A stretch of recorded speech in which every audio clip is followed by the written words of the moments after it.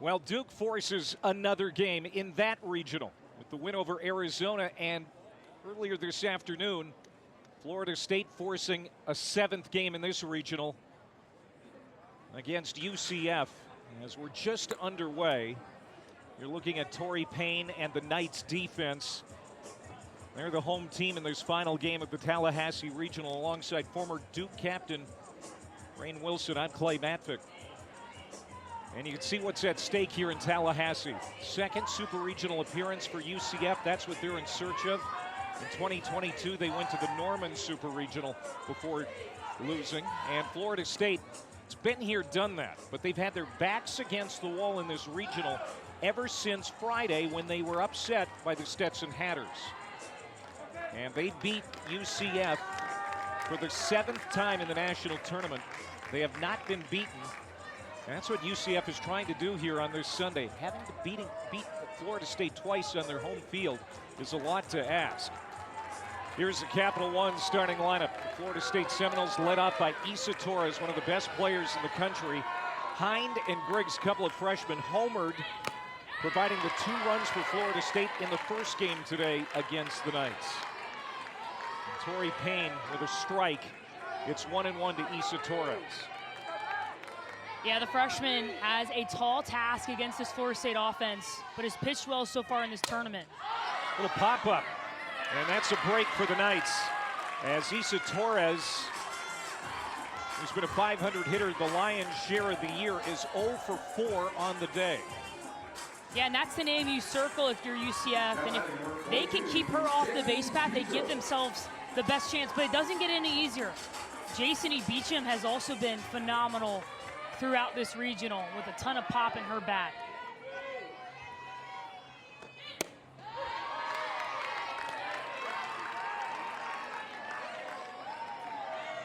She was 0 for 1 in the first game with a walk. Has 4 hits in the regional. Homered in both games yesterday for Florida State. And a 3-run homer against Jack State, a grand slam against Stetson, the first of her career, as the Seminoles were absolutely dominant. Yeah, they really responded. I mean, you think about Friday, biggest upset of the day of the tournament, and then the response from this team since that game where, I mean, Stetson beat Florida State. I don't think I circle many moments where the Seminoles made mistakes. Stetson just played better. They're a great program, but the response, again, to come back after that with their backs against the wall and play the way they have been really impressive to watch. That's inside.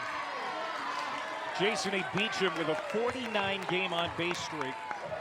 Absolutely remarkable for the junior from right here in Tallahassee. One of the key pieces to the ACC regular season and tournament championship. And now trying to get this team onto the Supers. 3-1 in on the hands, pulled foul past Travis Wilson, third base coach for the Seminoles.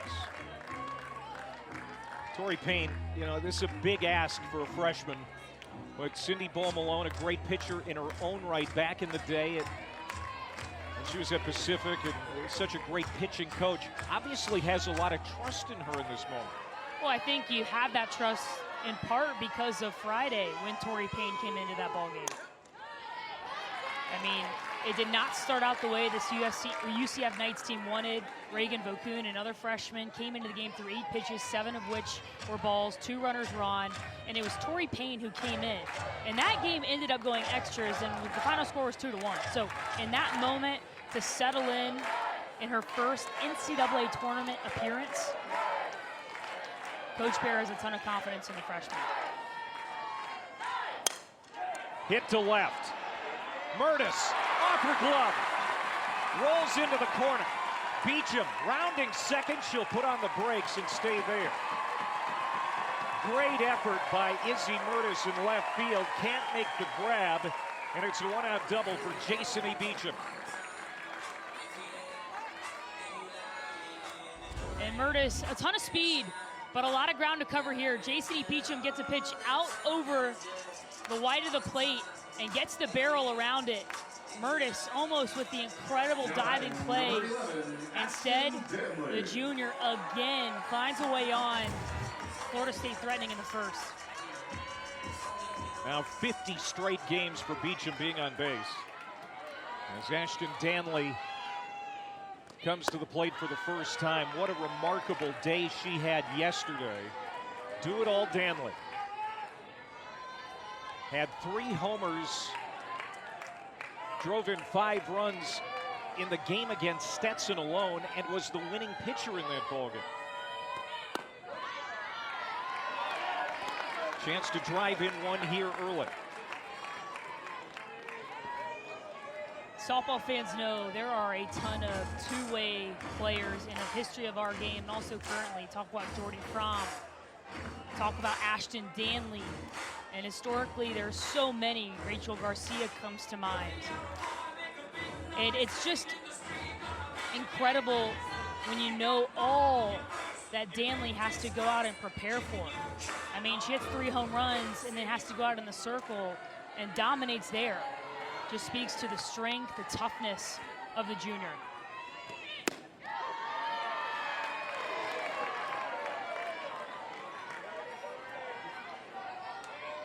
She joins Sydney Sherrill as the only players in Florida State history with 3 homers in a game. Sherrill did it back in 2022 in a regular season game, but what she did on the national tournament stage, that's something that's going to go down in Florida State lore. You're exactly right, and hit it to all parts of the ballpark, hit a line drive over the right field fence, and then hit a missile off the scoreboard. Thank goodness there's a net there. And draws a walk here. 2 on, 1 out. I'm going to bring up Anna Hind. So we're calling her the Shohei Ohtani of college softball. I think it's apt after what we saw yesterday. Well, and there's a lot of softball players to compare her to, but Shohei is the only player in postseason history with 3 home runs in a game that he pitched, and Danley, same thing. First softball player in a tournament. We have the data from at least 2015, but we're trying to find of all time a player who's done 3 bombs and then went out to the circle and pitched to give her team the victory. I imagine if there is a list, it's a very short one. The freshman Anna Hind had the game-winning blow in the 4th inning of Game 1 with UCF earlier today. She was the designated player in that game. She'll be back behind the plate for this one.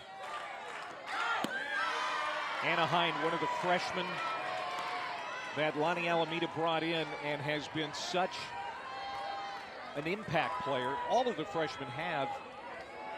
There are 4 of them in the lineup again today. I think if you watched Anna Hind and you didn't know what class she was, you would immediately think she's an upperclassman. The way she approaches her at bats. Check swing. That is a strike. 1 and 2 to Hind. Her first postseason, obviously, as a freshman. Easy in these moments to expand the zone, swing out of your shoes, want to be the hero. But instead, the Hind has been patient. She's had discipline. She's hunted her pitch, and she's gotten her best swing off. Hit sharply to second. Double play. Humphreys to Evans to Griffin. And UCF wiggles out of a jam in the 1st inning. We talk about the UCF offense, but this defense, particularly in the middle. CeCe Humphreys at second base, Aubrey Evans, the senior captain at short. 4-6-3, UCF out of the inning.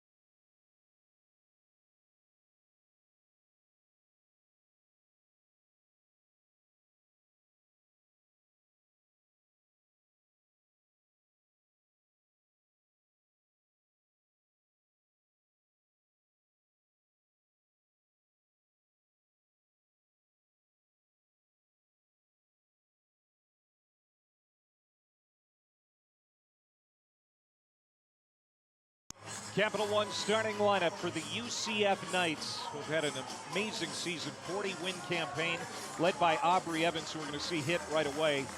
The shortstop had a grand slam yesterday in the second inning against Stetson that got them to the 2-0 game.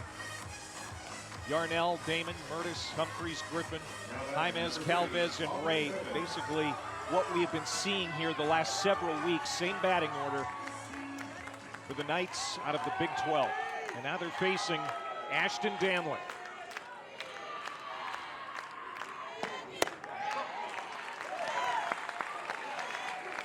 Danley has been an X factor for this team. You talk about what she does offensively, but look at the numbers in the circle.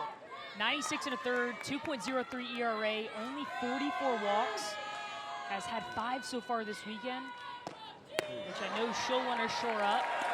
But a completely different look than that of Jazzy Francis coming from the left side. We'll see how this Knights offense adjusts as the game goes on.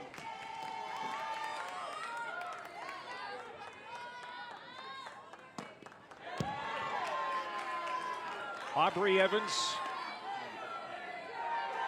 leads the team in runs scored. Great numbers across the board. She has been in the leadoff spot for over a month now, and has been a fantastic table setter. We'll spray this one down the first baseline foul. She wants to be an elementary school teacher, has a lot of big plans, and she was kind of letting us into her life a little bit. She's getting married in the fall and just so much going her way, and now wants to carry this team to the next round. She's a fourth-year senior, and she wants some real payoff here in her final campaign. 1-2 pitch. Chases it down, steers another foul ball. Yeah, and doing everything she possibly can to send her team to a super.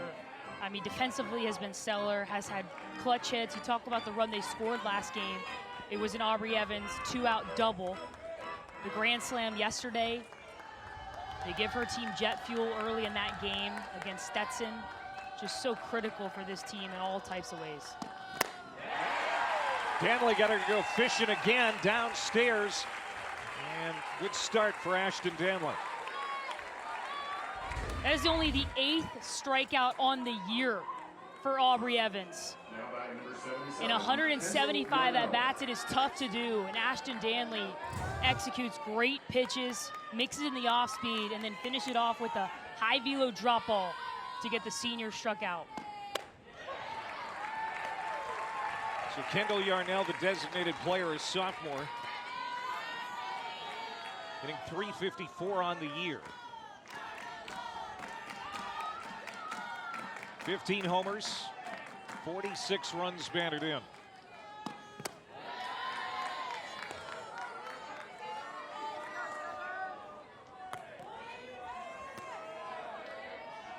From Olathe, Kansas,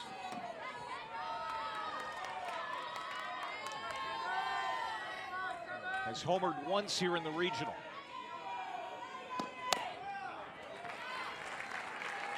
Beth Damon, who hits behind her in this order, also has 15 home runs.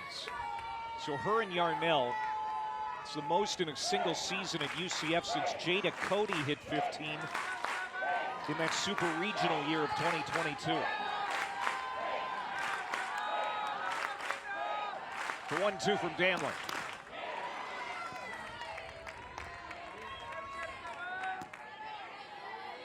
Ashton Danley, I mean, what she did yesterday was absolutely terrific, and now what they're asking her to do today is shut down an offense that has been feisty and kind of set the mood. And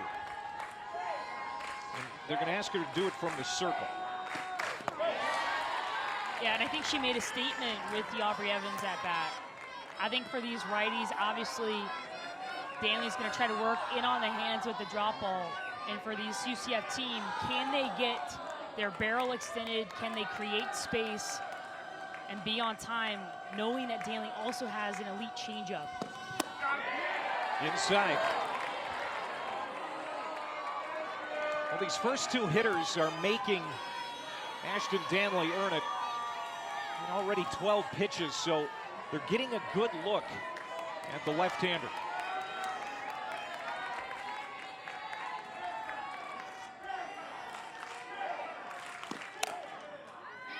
That's a base hit into left.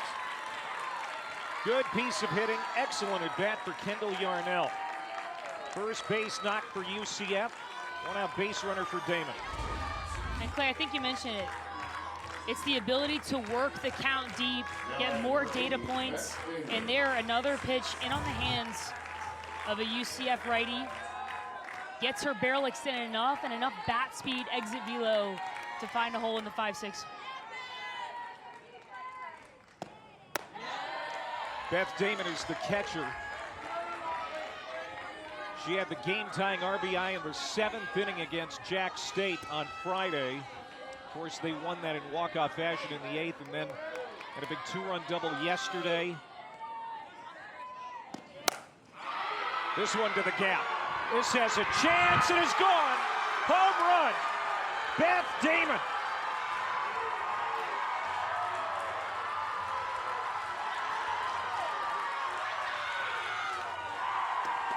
Knights lead it 2-0. 16th of the year for Damon. With 2 outs in the 7th on Friday, Beth Damon had the game-tying RBI. And here early in this game, when her team needed some juice, takes a drop ball over the middle, on time, gets the barrel out,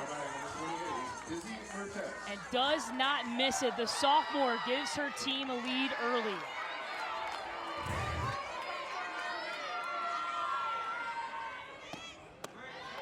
This is Izzy Murtis who looks at a strike. Damon, one of 2 players in the country who has homers this year against Nigeri Kennedy of Texas Tech and Oklahoma State's Ruby Malin. That's really hard to do. The 2 best pitchers, arguably, in the entire country. And she's homered off of both of them this year. Tanya Wendell of Arizona State, the other one. But Damon is a special player, and she has just put the Knights ahead in one of the biggest games in program history. I mean, massive for the sophomore. To execute your swing against a great pitcher in Danley means that your temperature is low, heartbeat is regular, and any pitcher out there is going to make mistakes. They're going to miss over the white. They're human. The key is, can you be on time, and if you're hunting that pitch, can you get the best swing off? Beth Damon does it there in a huge moment. Stays off the plate, 2-2 to Murtis. Bella Dimitrievich is in the bullpen, milling around. And now sits back down. 3-2. And where Danley gets in trouble, which is not often, is when that drop ball, when it's meaning to go in or away, peaks out over middle away. Right in the wheelhouse for these righties to extend to right center. Damon does it there. Ball 4.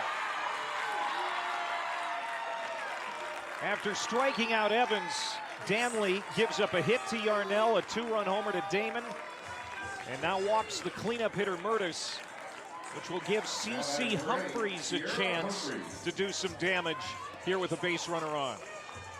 And the wheels are turning, I'm sure, for Lonnie Alameda, thinking already about what potentially her next move might have to be. Ground ball to short. Torres to Sturgis, double play. 6-4-3. 33rd double play turn this year. What a great start for the Knights. The biggest game in Beth Damon's career. Early on, she comes up clutch. Knights are up 2 after 1.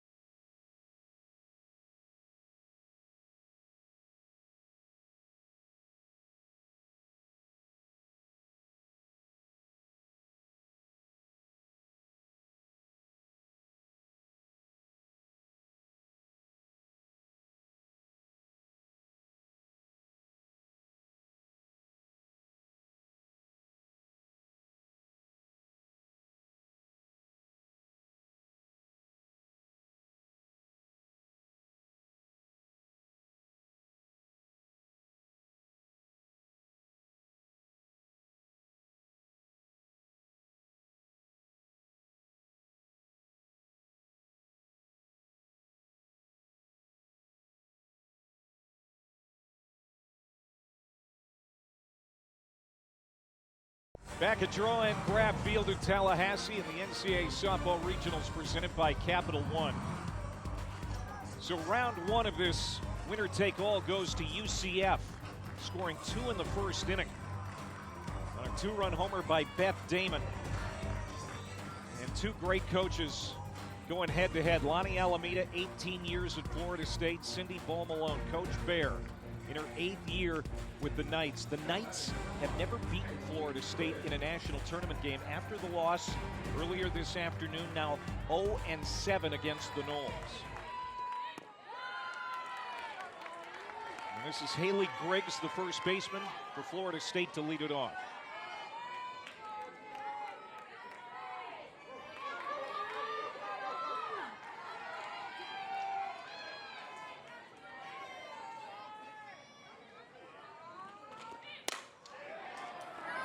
Caught by Evans on a line. Griggs hit a home run in the first game against the Knights today, against Isa Vega. Vega's the ace for UCF, but they have elected to go with the freshman Tori Payne in this one. And so far, so good. Yeah, Vega probably a little bit taxed coming from game 1. We did wonder, does she go back out there with the season on the line? But Tori Payne has been incredibly consistent for this team in this regional. And if they can get some length out of her, I imagine with the lead late, you're going to see Isa Vega come back in this game. Shelby McKenzie, sophomore for Pace, Florida. 276 hitter, second team all-conference. In the game in right field, she did not play in the first game. 2 for 10 in the regional. Yeah, Shelby McKenzie had some key at-bats last year in the postseason.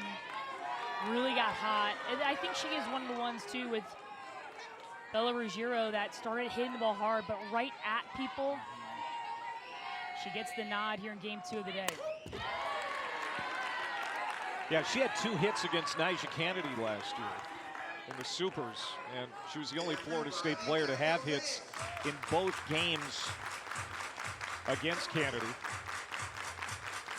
How about Texas Tech, by the way? Down 8 yesterday, with 2 outs in the 7th, and still won against Ole Miss. Incredible.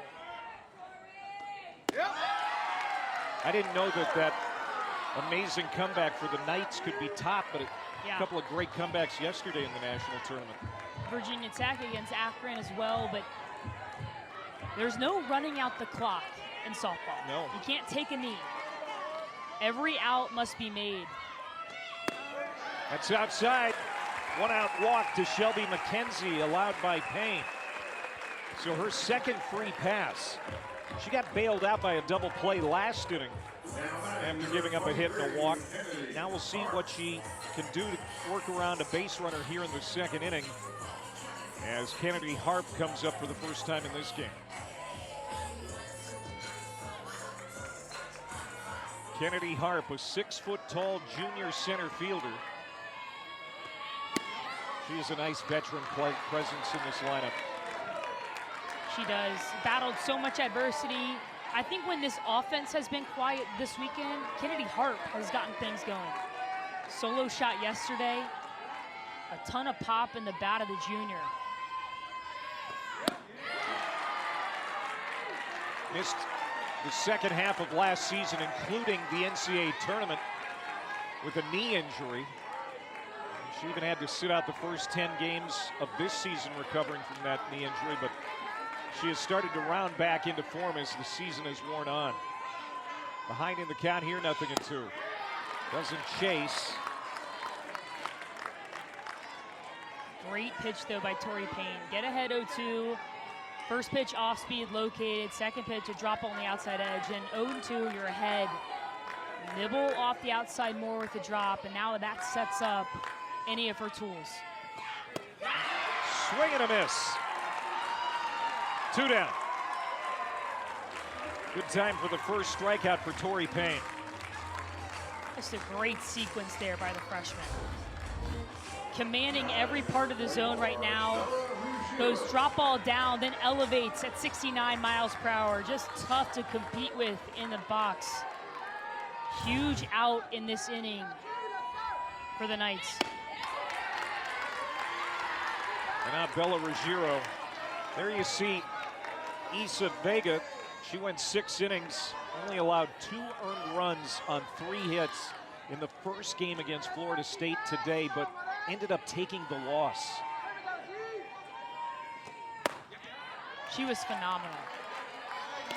And for Coach Bear and this team, all you can hope for is that your ace can go out and give you a chance to win. And with the home run hitters this UCF team has, they certainly had that opportunity, but it was Frantic on the other side who was successful. Wow.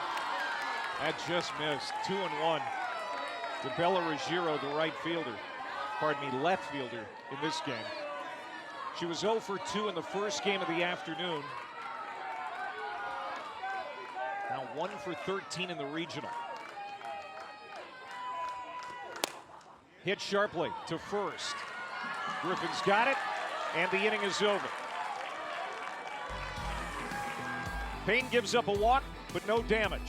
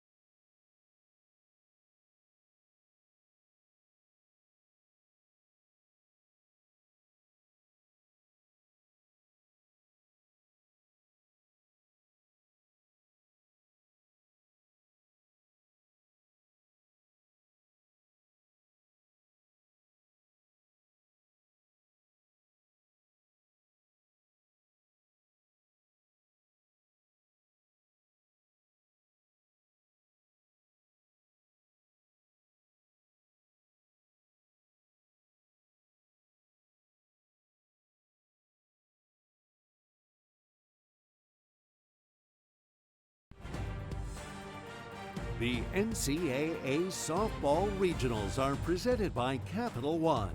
What's in your wallet?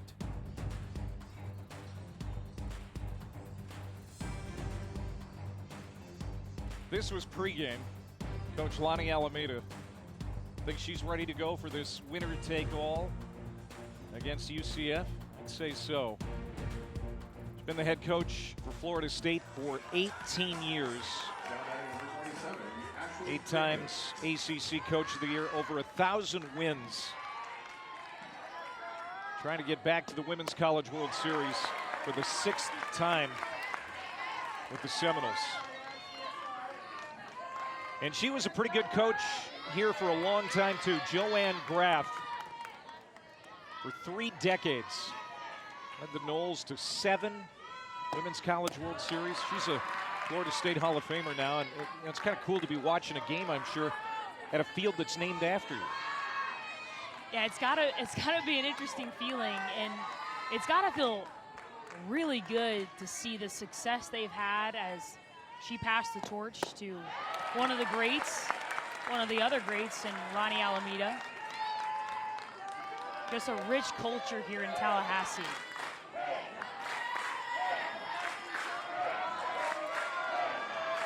Ashley Griffin, the veteran, leading it off.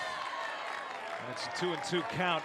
Ashley Griffin was a part of that first ever super regional team for the UCF softball program.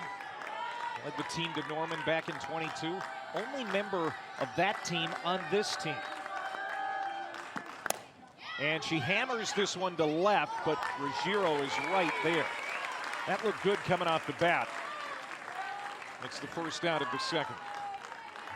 Yeah, love the decision there by Griffin to go after the drop ball in on the hands. But even if you know it's coming, as a righty, just the velocity and the deception from Danley can get in on you. Just jammed up enough to get the fly ball out. One down in the second. Coco Jaimez, the left-handed slapper, sends it foul. She was on top of her game Friday in the comeback win over Jacksonville State. Gamecocks seemingly had that one. UCF down to its last out. They ended up coming back, winning it in the 8th, and Jaimez had 3 hits in the game, including the game-winning RBI. Walked it off.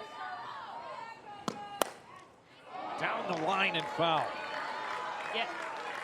In a game where they could not figure out McKenna Moore, the freshman for Jack State, Jaimez could. Here's the walk-off up the middle. The slapper showed off the hand-eye. The bat-to-ball skills. So athletic moving through the box. And just a difficult player to get out with her speed as well. Real tip of the hat to Jack State, Julie Boland's team. That was a really good-looking Gamecock squad. And Shelly Cousins and Stetson, of course, had the biggest upset of the tournament on day one. Yeah, this has been a tough regional. When you look at RPI, this was the toughest regional. You know, Stetson was the only 4 seed in the top 70 of RPI. So the Seminoles had their hands full, and you mentioned Jack State, Julie Boland, that program, also rich in softball history. They actually knocked out Florida State back in 2008. So really cool to see them play, and hats off to the seniors. This is what Coco Jaimez does. She just battles and battles and battles until she gets a pitch she can work with perfectly. Yeah, and the spray chart indicates that she works heavily to that left side. It's hit a ton of line drives this weekend to that left side, as you can see there. Ruggiero in position. Slow comebacker, has to hurry, and Danley turns and fires to get Jaimez for the second out. And we talked about it all weekend long. Danley, not just a pitcher, has played left. Obviously a great hitter for this team, but plays her position incredibly well. With the speed of the bottom part of this order for UCF, that will be critical throughout this game. First at bat for Zoe Calvez in this game. The right fielder. Transfer from LSU. She's from Orlando, so came back home and has been incredibly helpful in getting UCF to this point.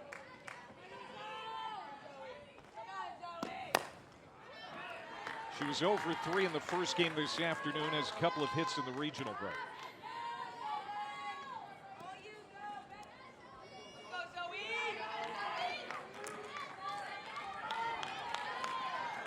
'13th NCAA tournament for the Knights, 6th in a row, and 4 times in the last 6 years playing here in Tallahassee. Good off-speed pitch from Danley.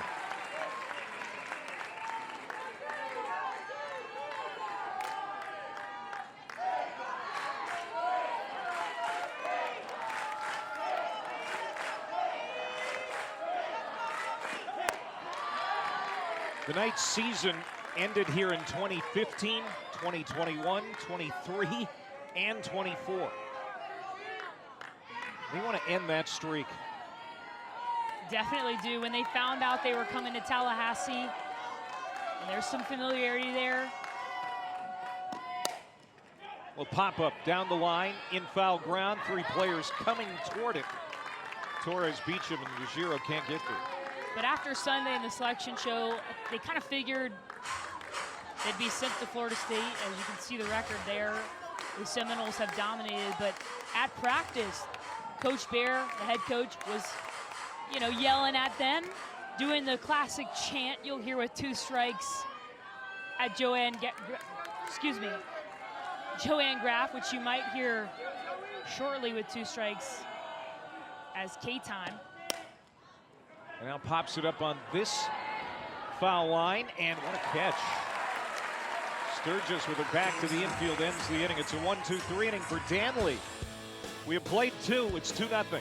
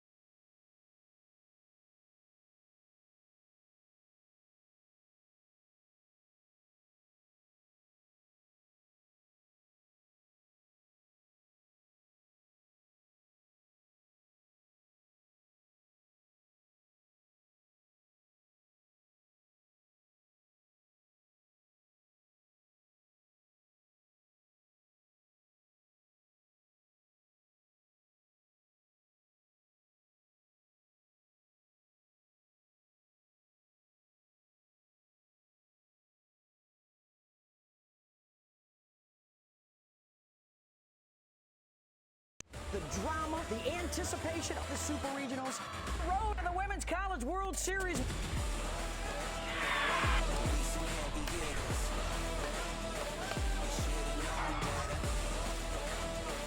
Best time of year to be a softball fan. Super Regional start on Thursday. Then, of course, the following week, Oklahoma City. The fireworks will begin there, and, of course, we'll have you covered. Perhaps some of these teams will be in Oklahoma City. Florida State may have had their backs against the wall all weekend. This one moves on to the Supers. UCLA in good shape in Los Angeles. The winner of this regional takes on the winner of LA's regional in the Super Regional round. McKenna Sturgis, Issa Torres, and Jason E. Beecham here for Florida State. Jazzy Francic in the first game against UCF today, her 24th win, her second of the national tournament.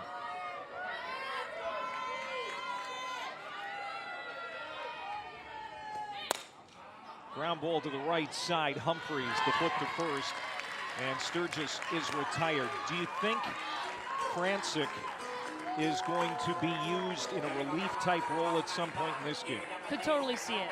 Yeah, it pitched incredibly well and really kept the UCF Knights offense at bay that entire game. I think you go with Danley until you see signs of trouble. But Francic, I know, will want to be competing until the final out. But right now, it's the Florida State offense. And honestly, on the other side of things, more importantly, Tori Payne commanding all of her pitches right now. We've seen the changeup be used more than we have all year. The drop ball working, the elevation, climbing the ladder working up in the zone. Just hard to pick a pitch when she has command of a bunch. Issa Torres is 0 for the day, 0 for 4. 0 for 3 in game 1, 0 for 1 in her first at bat, popped out behind home plate. And so that means she's due. She has 97 hits on the year. Program record is 99. Now remember, she had a 7 for 7 run during this tournament. 7 straight at bats with a hit. And she has been streaky throughout the year, including 16 at-bats in a row back in March, an NCAA record. That sits off the plate. Good hitters count now 3-1. Yeah, I can't imagine she'll be quiet for long. I mean, 7 for 7, her last 6, 0 for.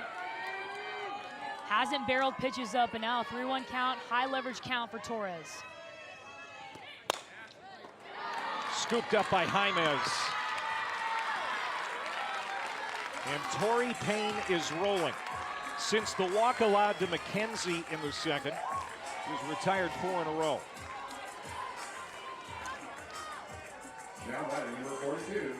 Yeah, that first inning was key.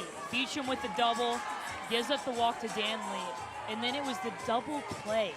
And you could see the emotion from the freshman getting out of that first without damage. Put a lot of wind in the sails of this team.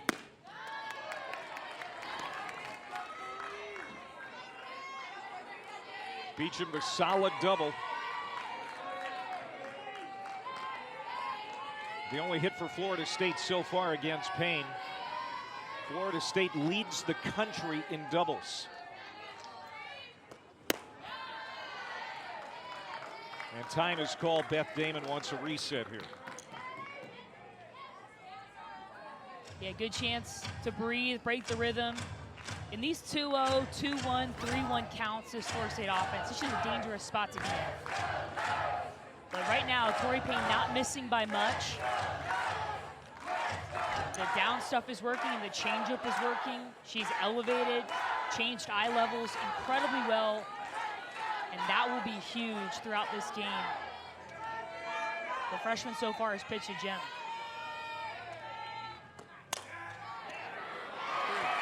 Into left field. Karam's off the glove of Jaimez. Second hit for Beecham.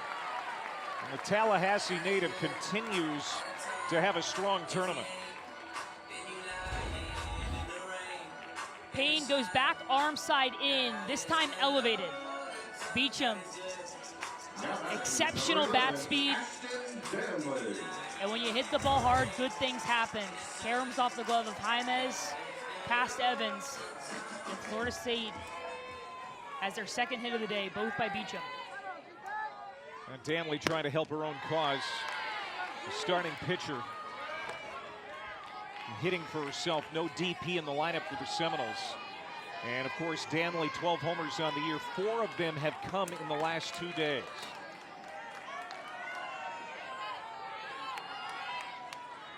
One on, 2 out. 1-0 pitch. It's upstairs.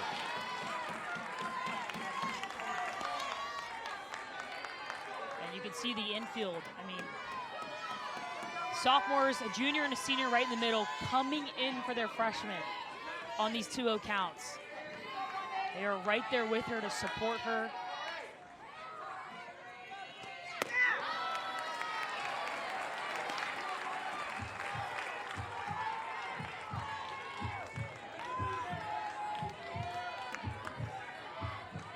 This is danger time here for Tori Payne. She needs to be treading lightly to Ashton Danley with the 3-0 count.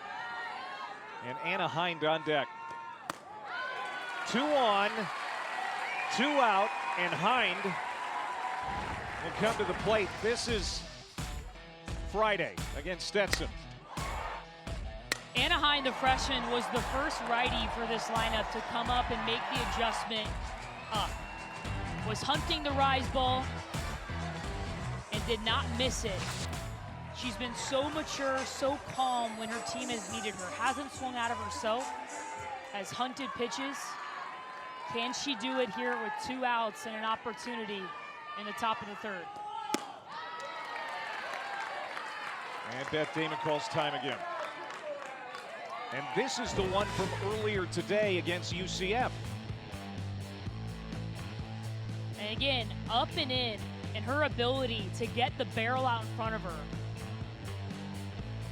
and extend through the softball with a little curtain call to finish it. She plays the game like she's been here for 4 or 5 years. Only a freshman. Future is so bright for Anna Hind and the rest of this freshman class in Tallahassee. That was her 9th home run of the year. It also proved to be the game winner in the 2-1 win over the Knights earlier this afternoon. And now the crowd getting behind the rookie. 2 on, 2 out, down 2. Back up the middle, base hit. Beecham being waved around. Here comes the throw, cut off. And the Knowles are on the board.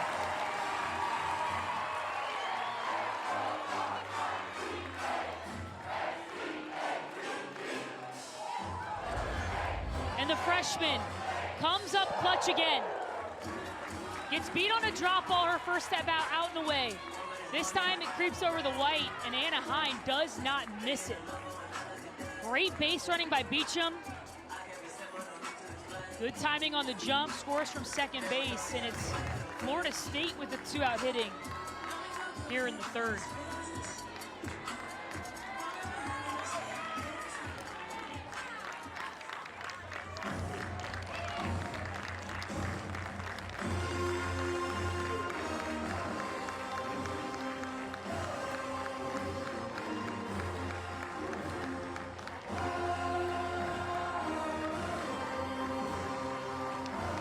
This place can eat on you, and that's going to do it for Tori Payne.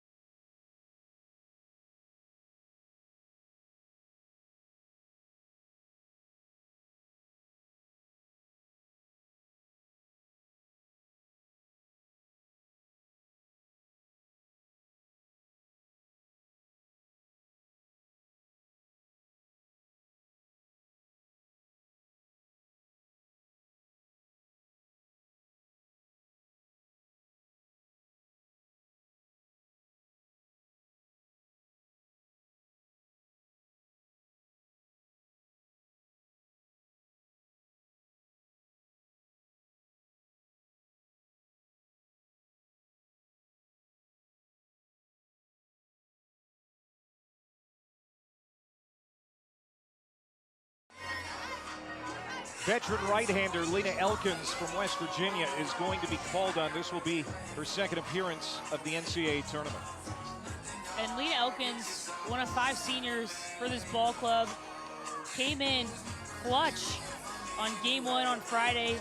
You look at the numbers, 38 2/3 innings, but as the season has progressed, Elkins has come in key moments, did not give up a hit on Friday against Jack State, and they will need her to step up. Now batting number 1, Haley. But hats off to Tori Payne. I think she pitched her tail off this afternoon and still has an opportunity to come back in if that's what Coach Bear chooses. But guts from the freshman. Elkins facing Haley Griggs to start her afternoon. Griggs lined out in the 2nd inning, 0 for 1. Yeah, Tori Payne going through the lineup just fine first time around, but looks a little different here the 2nd time through so far. Griggs is in the 5-hole. And now we'll see if Florida State can get something done with 2 outs. 0 for 6 in the first game today against UCF, despite winning the ball game. They were 0 for 6 with 2 outs, but 2 for 3 in this game so far. And just to put a bow on Tori Payne, it's not like the results were bad and why she got pulled, but you started to see 2-0, 3-1, 2-1 counts over and over.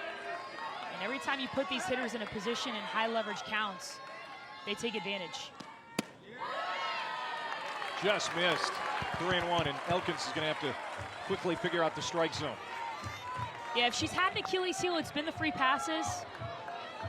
She really attacked the zone well against Jacksonville State on Friday, but to your point, Clay has to figure out what her home plate umpire is going to call a strike. Walked her, bases loaded.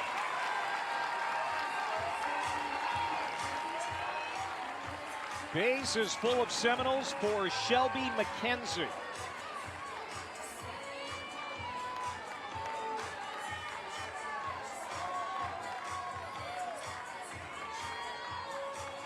McKenzie did not start, did not play in the first game this afternoon. Walked her first time to the plate in this game. Second team All-ACC. Back up the middle, off the glove of Elkins into center field. 1 run is in. 2-run score. Trying to come home. They get a third.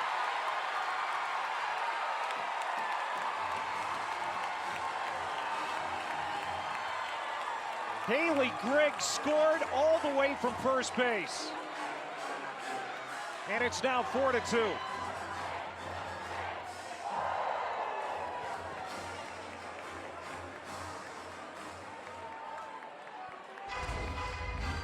Shelby McKenzie has been somewhat quiet this weekend, but the biggest hit of the year so far as Samantha Ray guns it over the head. Lena Elkins backing her up. As we take a look, Anna Hines celebrating, gets in the way slightly of Damon. I don't know if it makes a difference there as we see Florida State doing what they've done all year long, the aggressiveness on the base pass with Travis Wilson, the third base coach. It certainly is not malicious contact, but does it impact that play? Immediately, Ashley Griffin, the first baseman for UCF, Beth Damon, the catcher, signaling to their head coach that, hey, there's some obstruction or something there, but looks like Coach Barry is getting an explanation right now.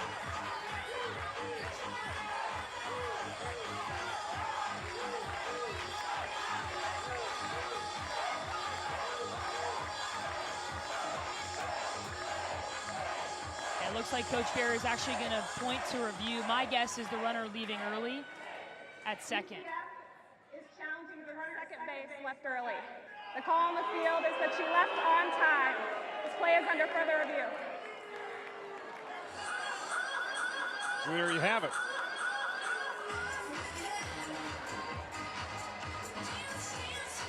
Yeah, there's no play there with Anaheim getting in the way as we take a look at the runner. Oh, that's tight. And for folks at home, you cannot leave the bags until ball is released. This play became reviewable a couple years ago. Looks like she's off the bag. And we talk about the freshman for this team.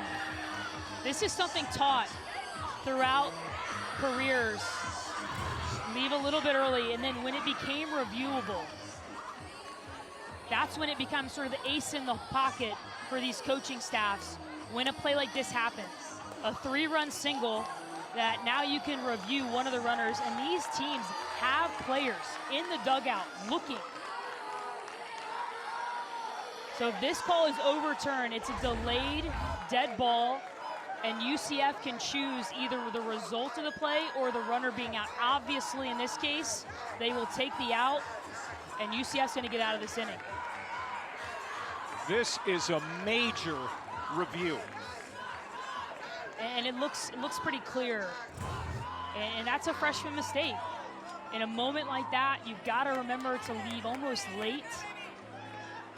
But tip your cap to the UCF dugout for eyeing the fact that it was Anna Hines who left early.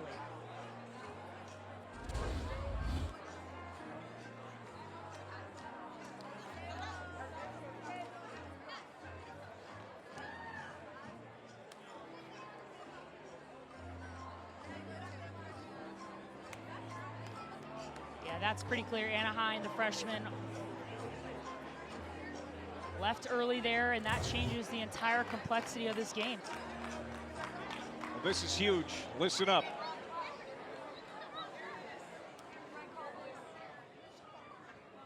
After review, the call on the field has been changed. The runner left early. No run scored. That is the third out of the inning. Unbelievable change of momentum in this game after the review. What an amazing job by the coaching staff for UCF to call that challenge and come up a winner. UCF stays in front halfway through the third.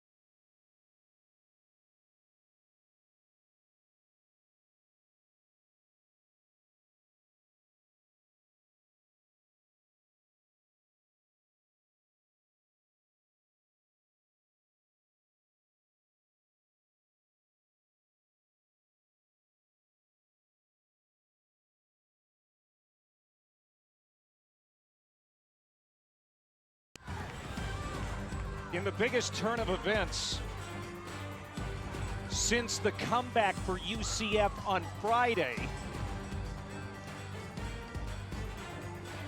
Shelby UCF McKenzie stays in front here, 2-1. Here is the play that was overturned. Anna Hind left early. And folks at home, the result of this play was a Shelby McKenzie single up the middle. Samantha Ray overthrew it. 3 runs would have scored. It would be 4-2 Florida State. Instead, you see the celebration from the Knights Now batting number 2. as they spotted Anna Hind leaving early, the freshman who had that huge hit in that inning with the mental error. Lisa Torres, only 1 error on the year. Hit it to her, it's almost a sure out. And Samantha Ray. And just to go back to Anna Hind and what she's meant as a freshman, that's a freshman miscue. In those moments, you're trying to get a good lead for your team, lead off, I should say. How can she bounce back in this moment? I'm sure she's feeling the weight of it, but she will never make that mistake again. And as she goes throughout her career, she will instill in freshmen that, hey, it's okay to make mistakes as long as you respond. Anna Hind been so critical for this team. Aubrey Evans with a little flare out to center, tracked down by Kennedy Hart. So Ray and Evans, 9 and 1 in the order, retired quickly by UCF. This is an important inning for the Florida State defense to quickly get back in the dugout after that huge disappointment and try to get the momentum back. 3 runs come off the board. It looks like they take a 2-run lead in this game that's going to decide who goes to the Supers, and then the rug is pulled out from under it. And you can feel the wind leave the sails of this entire stadium. And that team, I mean, the way they scored, base up the middle, then the aggressive base running, forcing the defense to make the mistake, and then to have it pulled out from underneath of them. Hit sharply to third, backing up Beecham. Throws across to get Kendall Yarnell, and it is a 1-2-3 inning for Ashton Danley. Well, we're going to talk to Lonnie Alameda coming up next. I'm sure she's going to have a lot to say. 2-1 UCF, we head to the 4th.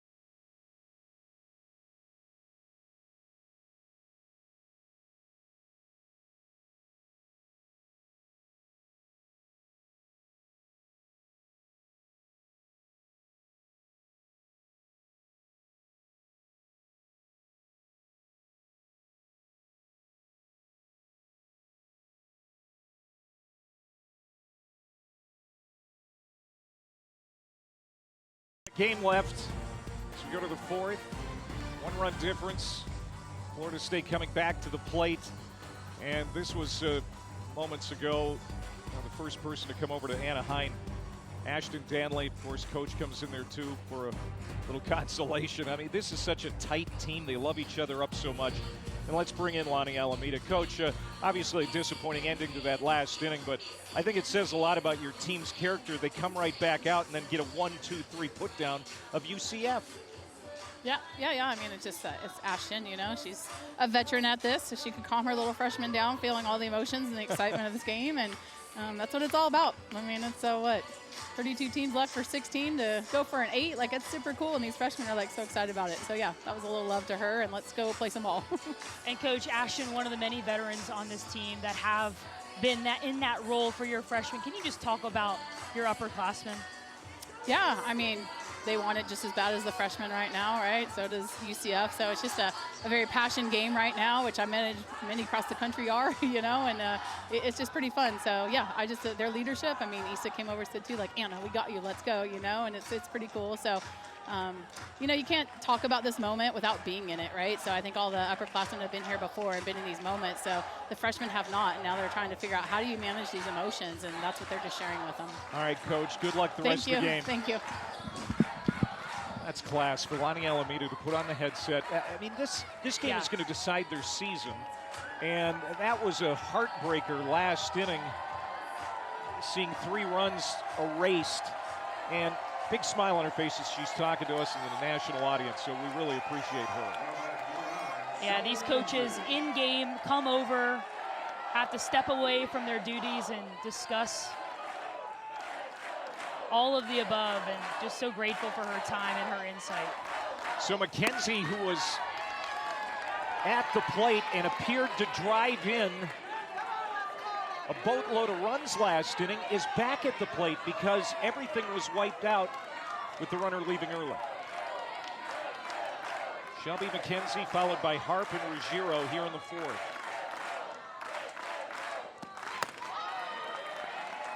Came on strong in the postseason last year, a couple of homers here in the Tallahassee Regional.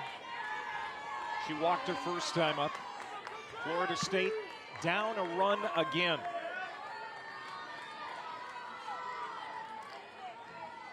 .2-0 pitch from Lena Elkins. Off speed, up and in, 3-0 to the leadoff hitter. Yeah, Lena Elkins struggling to find the command of that off-speed pitch. When she matches that well with her drop ball with velo, she's tough to beat. But so far has not had pinpoint command with either pitch. Advantage goes to the Seminoles.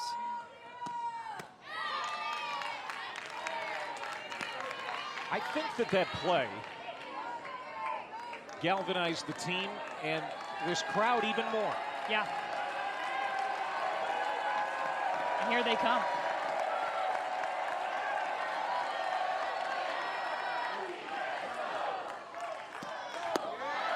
Walked her. Back-to-back walks going back to last inning. For Lena Elkins.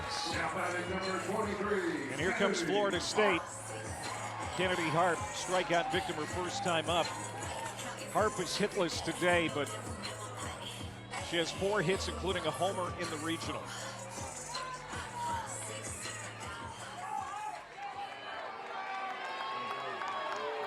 Junior from Lawrenceville, Georgia.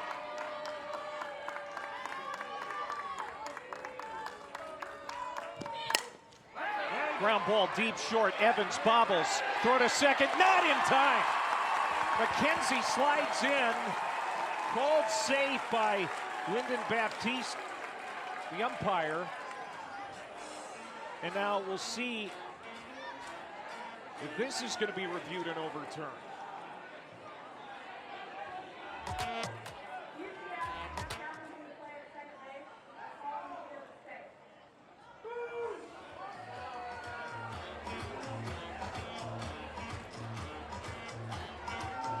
Well, we've been busy with reviews here the last couple of innings. In watching in real time, I thought UCF got it over there. Aubrey Evans, a little bit of a bobble. The only play there to second. CeCe Humphreys, full extension. And immediately signaled review. Yeah, ball and glove there before the foot hits the bag. That's actually Laura King, the second base umpire. And yeah, I think this one is pretty obvious. It was a really hard call on the first review we had moments ago, but this one should be easier. Yeah, and each coach has 2 reviews to work with, but if they are successful, they get to keep those. So 2 reviews so far elected by Coach Bear.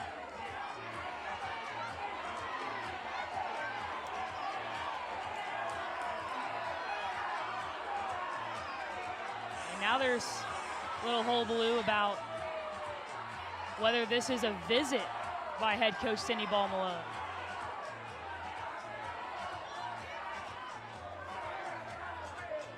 And if it is a visit, all that means is the next time Coach Bear comes out, they have to make a change. That would be the impact here.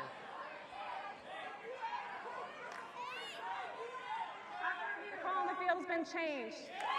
The runner is out. UCF will change their challenge. We have 2 challenges. Well, 2 challenges in a row.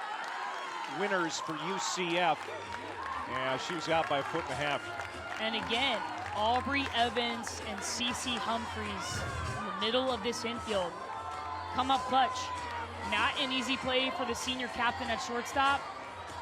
And UCF 2 for 2 on the day with putting their hands on the headset. So Harp is at first with 1 out for Bella Ruggiero, who grounded out to first, her only time up in this one. Hits it hard to center. Ray there makes the catch. And Ruggiero is retired on 1 pitch. Well, Coach Bear has been winning big time on challenges, as you just alluded to. And we're going to talk to Coach Bear coming up. Cindy Ball Malone, now in her 8th year, has taken the Knights to 6 straight regionals now.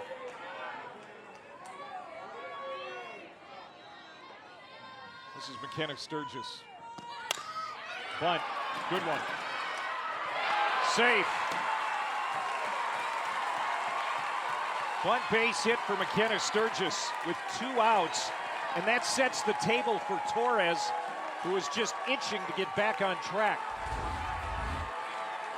Drag bunt, the freshman can do it all. Perfectly placed. Catches this UCF defense on their heels, then uses the wheels to turn the lineup over. As it looks like we will see a pitching change.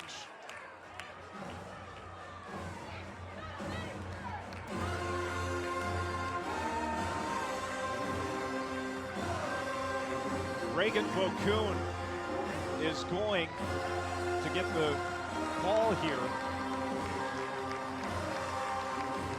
She got the start back on Friday and lasted just 8 pitches before being taken out.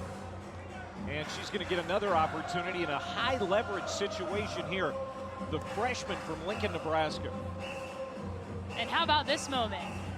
You start game 1, you throw 8 pitches, 7 of which are balls, allow 2 runners, get pulled, and then in this moment here, where her team needs her the most, the freshman gets the nod. 28 to 3rd innings pitched on the year, so not a large sample size, 27 free passes. That's the key. Can she limit that? I think they're bringing in the freshman lefty here to face Issa Torres, but I wouldn't be surprised if it's just one batter playing matchups here, and maybe Tori Payne comes back in the ball game, or Issa Vega. But Coach Bear has played matchups all year long, and we see it here again. Issa Torres, since going on that 7 for 7 streak, is 0 for her last 7. 0 for 2 in this game, was 0 for 3 in the game earlier today. And she's put out in her last 2 at-bats yesterday. So she is due. One of the best hitters in the country this year, hitting .530 now. Has 97 hits on the year, having a record-breaking year at Florida State, but a little snake bit right now. Can she get off the schneid in a time where her team really needs her? Well, the reason you see that development and growth year over year is her ability to adjust, to hammer her weaknesses. Can she adjust here with an opportunity to tie it or take the lead? Bokun starts it with a strike.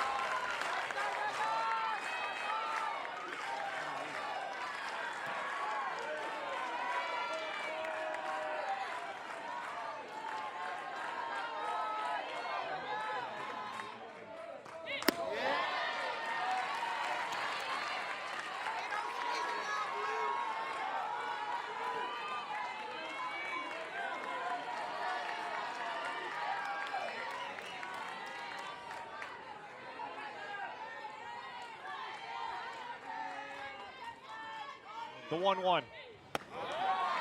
Just off the plate, 2-1. Reagan Vokoun, her mom, known as Corey Sampson back then, wins the Women's College World Series with Princeton in 1996.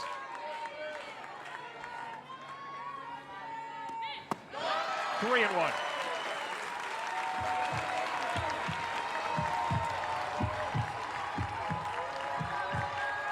What does she do here with Torres just aching to get something right down the middle? 3-1. I think you go back, have a conversation with Beth Damon, which is happening now, figure out what you have command of. Obviously, do not want to give her the free pass, but Issa Torres is also the biggest home run threat. And that's certainly not what you want here. I imagine the nerves are at an all-time high. But lefty on lefty, a curveball to the outside edge is a tough pitch for a lefty to get their barrel out to, but if there's anyone who can do it, it's Issa Torres. You see Beecham on deck. 3-1, groove base hit. Pass Griffin into right field. Harp scores. Throw to the plate, gets away. Boy, Travis Wilson, the third base coach, hustling down to make sure that he was in the right position. Ended up on his backside. Boy, the momentum now for Florida State. Had a fever pitch, even Travis Wilson getting in the act. Opt to go off speed away, and Issa Torres kills time and drills this through the 5-hole of the senior Griffin. As we take a look, Kennedy Harp scores, and then Travis Wilson says maybe, slips. And ultimately, it's the junior All-American who ties this game in the top of the fourth. You knew she wasn't going to be quiet for long. And now Beecham, look out. Ball stopped by Damon. They got her in a rundown. Sturgis in a pickle. She'll dive back to the bag, and she's going to be safe.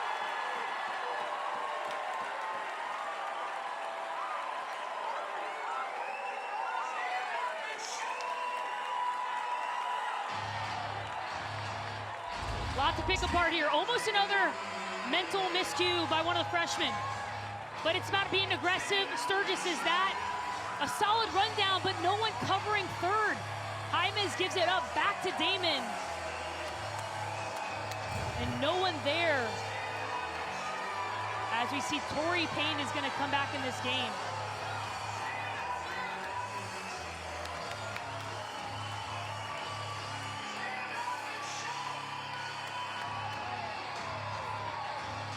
The night starter re-enters. Pitching change in Tallahassee. Game is all tied now in the fourth.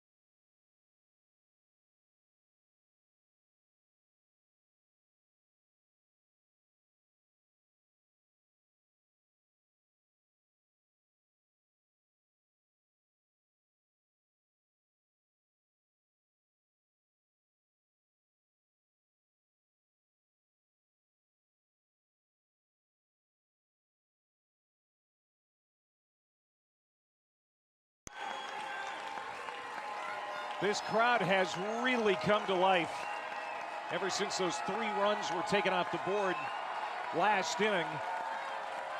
Florida State has come back to tie it up here in the 4th inning. RBI single from the start, Issa Torres. And now Tori Payne has re-entered for UCF. We saw Elkins, we saw Vokoun. They weren't the answer, so they go back to Payne, who is facing Jason E. Beecham, who's been on base in her last 4 trips to the plate. A double and a single in this game. And of the 3 hits Torrey Payne allowed, 2 of which by the junior, Jason E. Beecham. A missed opportunity for this UCF defense to get out of the inning after Sturgis got hung up. Can they bounce back? Inside, and Beecham, I kind of wonder if she thought, maybe I should have let that hit me. Hey, maybe, but first base is open, so you can allow a runner to get there. I think 3-0 here, you throw your best pitch, but you're not too displeased with the walk. And there it is. And now the bases are loaded for Do-It-All Danley. Yeah, and it's easy to say, yeah, let's intentionally walk Jason E. Beecham, but then you got to deal with this woman right here, Ashton Danley, who pitched yesterday, got the win, and then it was 3 bombs in 1 game, showing off all her skills. Can she do it again? Go ahead, runner third.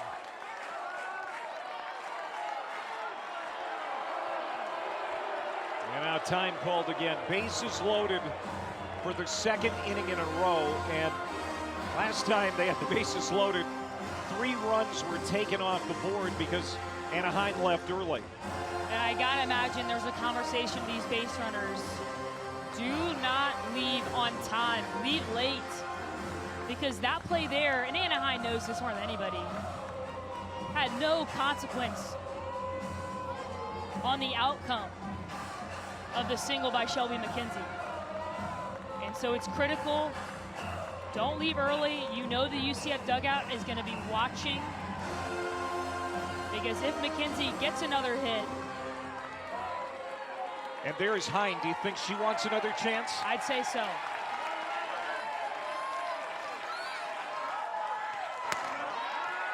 Two and 0 to Danley.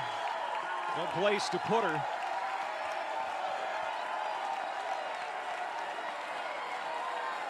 A trip to the Super Regionals on the line, and it could be decided right here this inning. Fly ball left field. Murtis gets under it. Inning is over. Knowles get 1, but they leave them loaded again. We'll talk to Coach Bear next.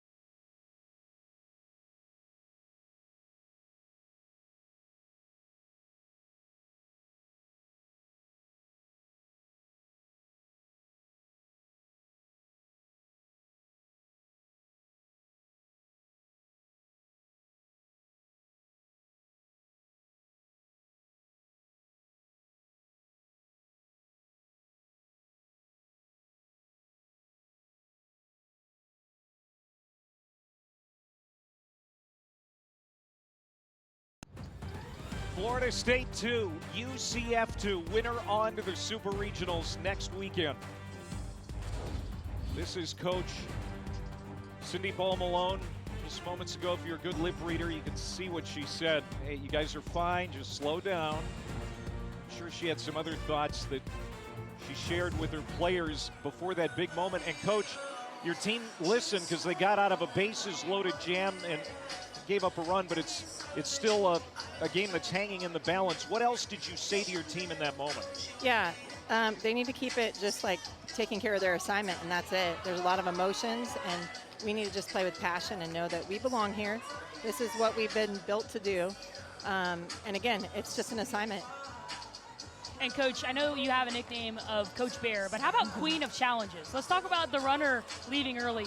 Who in the dugout pointed out that it was Hind at second? Take me through that process. Oh, that's all Taylor Kittleman, our freaking role player, everything. She was on it.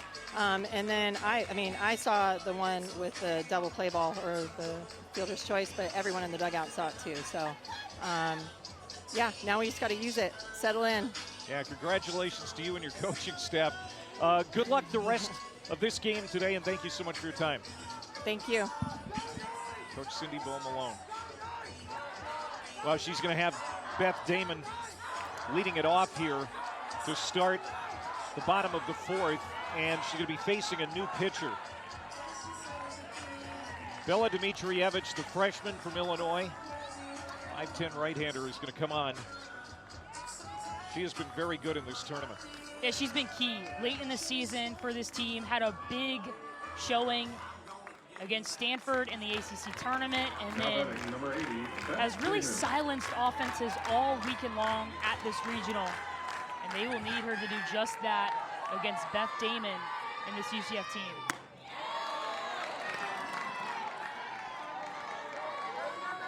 Of Damon's last 7 hits, 4 have been for homers.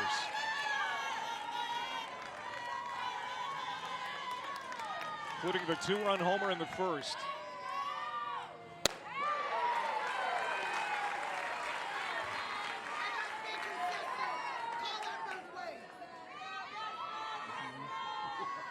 Now 16 homers on the season.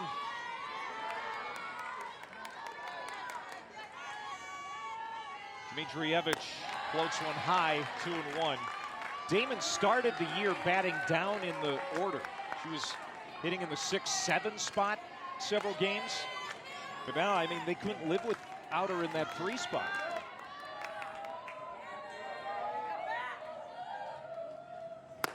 Chased it up, 2-2. Yeah, and to that point, Clay, I mean, obviously the team leading home runs is one thing, but it's also the clutch gene. Had the huge hit against Jack State to tie that game with 2 outs in the 7th. And then obviously the home run earlier today to give her team some juice in the first. The sophomore has played like a senior.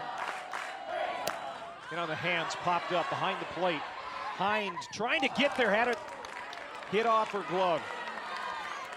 Saw Maddie Fry make a couple of plays in situations like that yesterday. Hind, great effort, can't come up with it.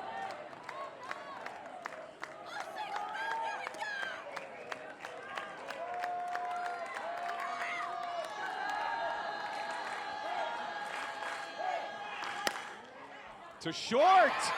Torres bobbles. Can't recover in time, and a rare error for Issa Torres. Only her 2nd on the season. And good things happen when you hit the ball hard. Beth Damon does that here. Gets a pitch up, but gets the barrel on top, kicks off Torres, and she made this play close. After a ricocheted off her body, UCF will certainly take that result. Leadoff runner on, nobody out here in the 4th, hoping to break this tie.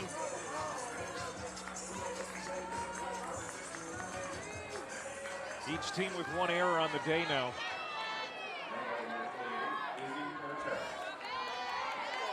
Izzy Murtis, a walker first time up. 2nd team All Big 12 was All Big 12 freshman performer last year. Homered against Michigan in the Austin Regional in 2025. On their way to the regional final date with Texas.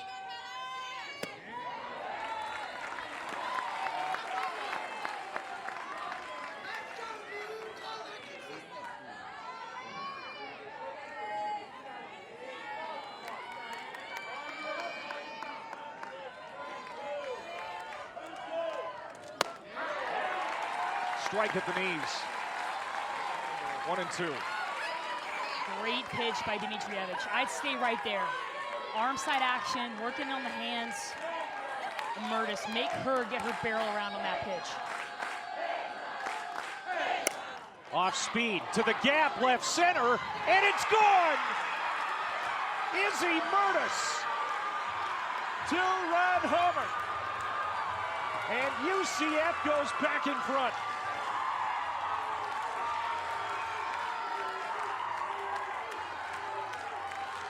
This team has set single-season records in a handful of categories, one of which is the long ball. Izzy Mertis gets a change-up middle, kills time and drills the softball. Look at the balance swing. Mertis squats over 300 pounds, according to her teammates. And that line drive traveled 240 feet. UCF with the lead here in the fourth. Wow.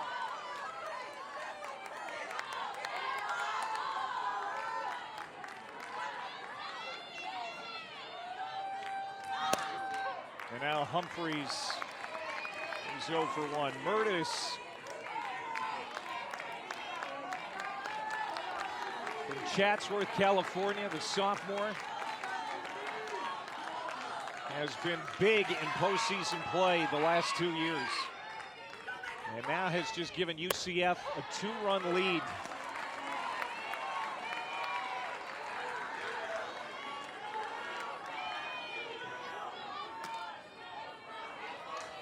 Humphreys grounded into a double play to end the first.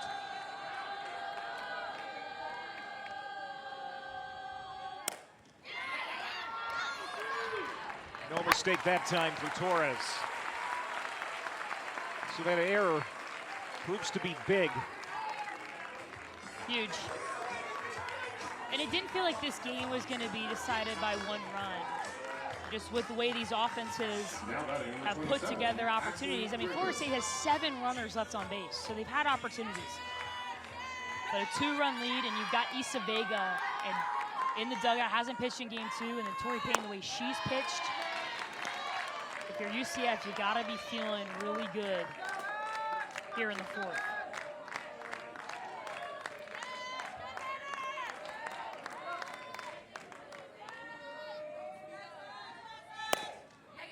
Back up the middle, base hit, Ashley Griffin. Her first hit of the game.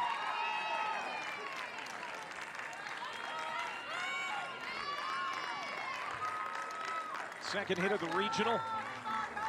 And the veterans now aboard with 1 out. And so now some activity in the Seminoles bullpen.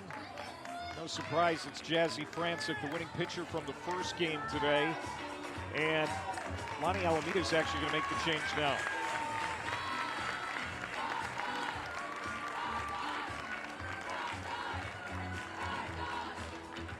But they're going back to Danley. Francic continues to warm up in the pen, and Danley is going to re-enter in this ball game. We step aside.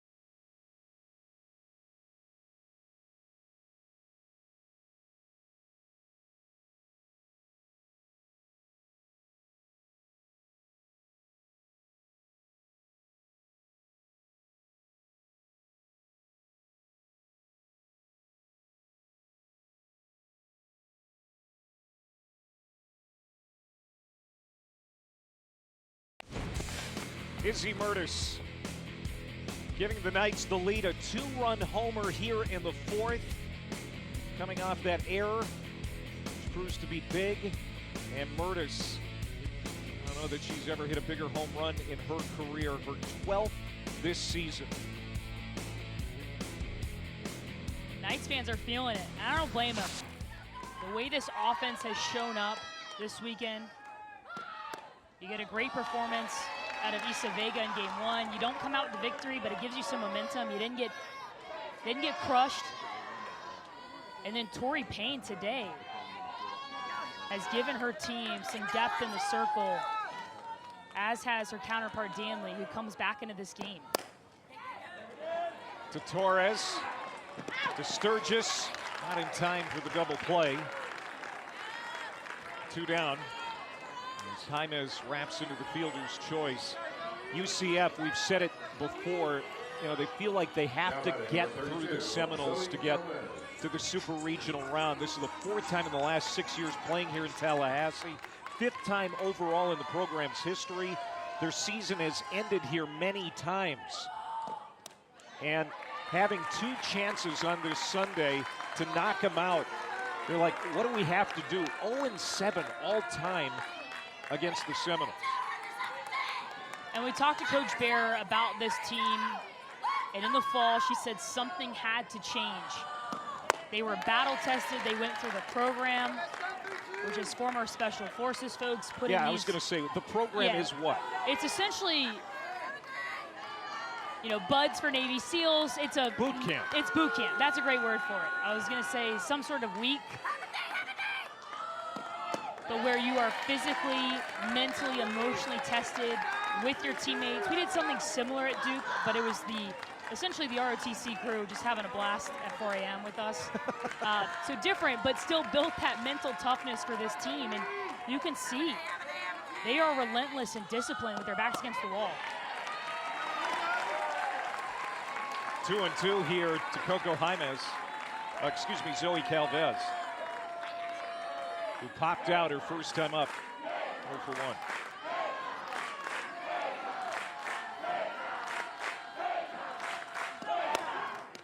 Comebacker, and Danley will throw to first. Inning is over, but it's a big one for UCF.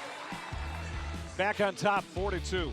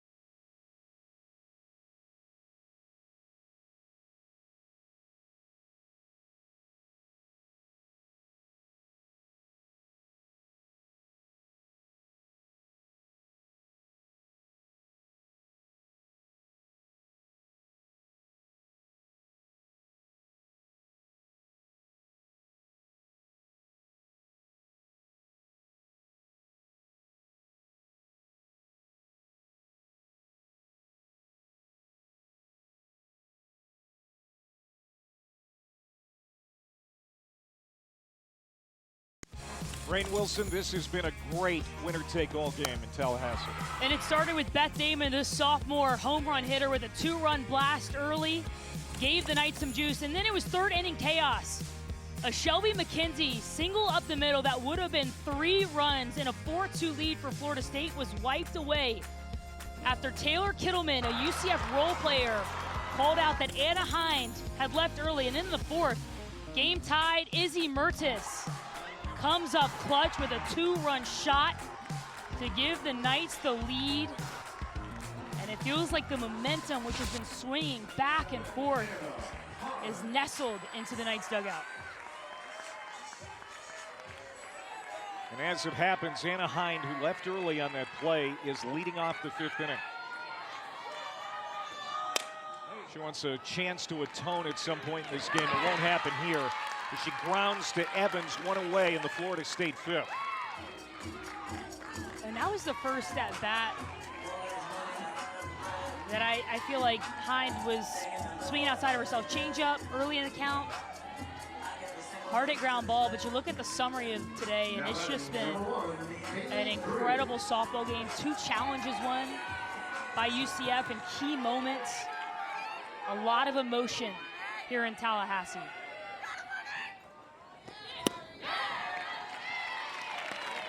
Tori Payne started the game, left for a while. Elkins and Vokoun pitched, and now back in there. She's gone 3 1/3 today. 1 run allowed by her on 3 hits. She has walked 4, but it really hasn't come back to bite her. Thanks in part to the challenges. But now, Haley Griggs is at the plate. And Griggs was outstanding earlier today in game 1 with a home run.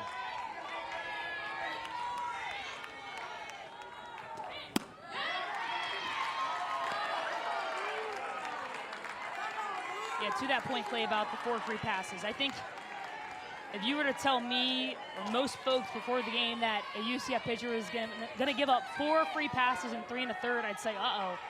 Because that's usually the spark plug for this offense. When you allow them 3 bases and or you put them in 2-1, 3-1, 2-0 counts, they are hard to beat because they pick a side, they pick a speed, and they hunt that pitch. But Tori Payne, the freshman, has been nearly lights out today. 2-2 from Payne. Is it sometimes beneficial for a starter who leaves the game and comes back in because she's had a chance to cool down, watch the game from a different perspective, maybe reset, and then come back in? Maybe. You know, I can't speak to it from a personal experience because I wasn't a pitcher in the circle, but I gotta imagine with the competitor that Tori Payne is, it definitely did hurt. She likely got to go in the bullpen too and shore some things up. Now, with that said, you know, their ace, Isa Vega, is warming up. Yeah, and I expect we'll see her, if there's any signs of trouble with Tori Payne. Isa Vega was solid in game 1, did not go this team's way, but gave her team a chance. Payoff pitch to Aubrey Evans. 2 up, 2 down in the 5th.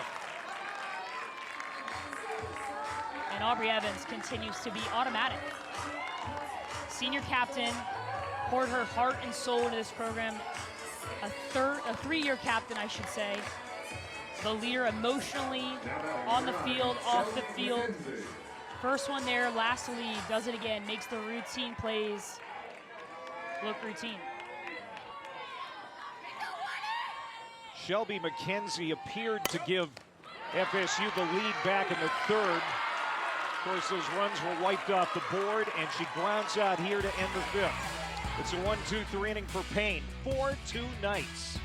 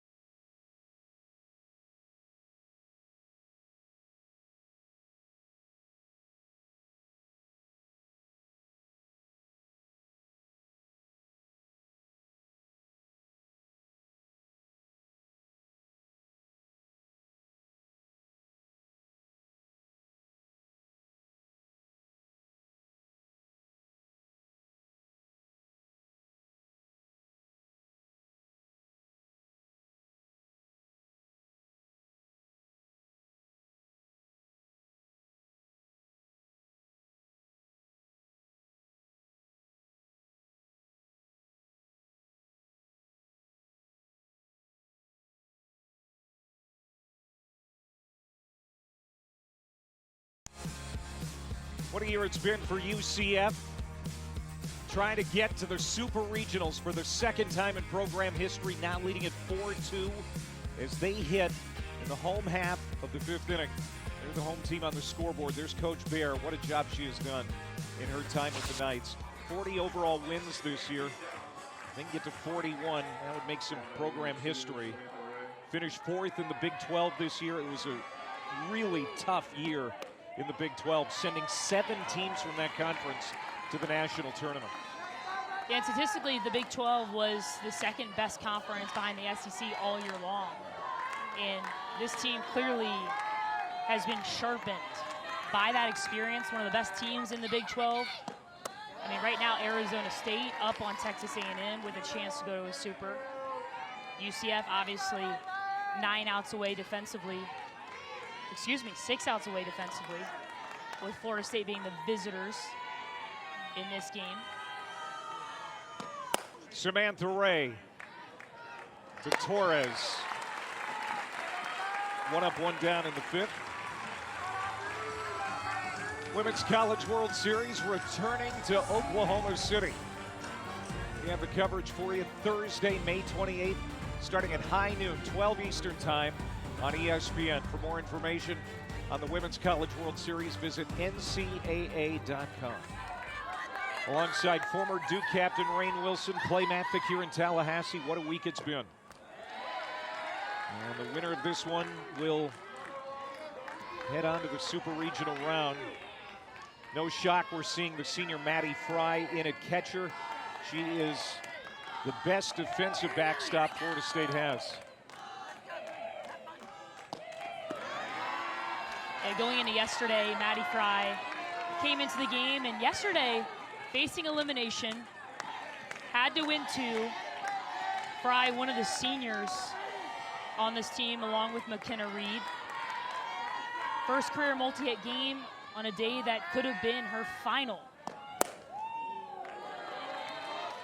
in her softball career, and comes back out. Was huge defensively as well. I mean, and talking to Issa Torres ahead of this weekend, asked her, hey, who are some leaders that maybe don't show up in the stat book as much? She named Maddie Fry immediately. The energy, the intent, the effort, the discipline that she's brought has been huge for the Seminoles. 2-1 to Aubrey Evans. Evans drove in a run. First game today, the only run for UCF. 0 for 2 in this one with a strikeout. 4 hits in the region. 5 runs batted in. It's up and inside, Walker.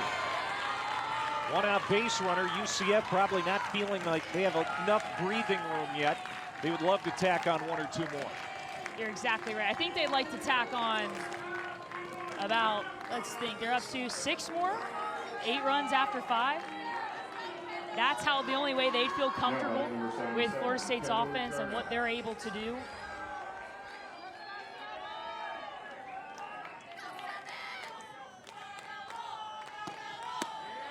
Single and a run scored for Kendall Yarnell. She was aboard for the Damon home. Breakout sophomore year. 15 homers. That slugging percentage, when you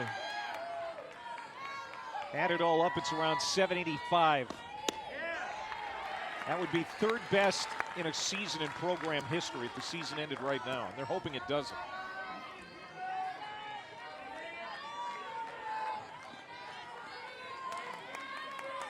Ashton Danley started the game, left the game, back in the game. The lefty delivers. That's low.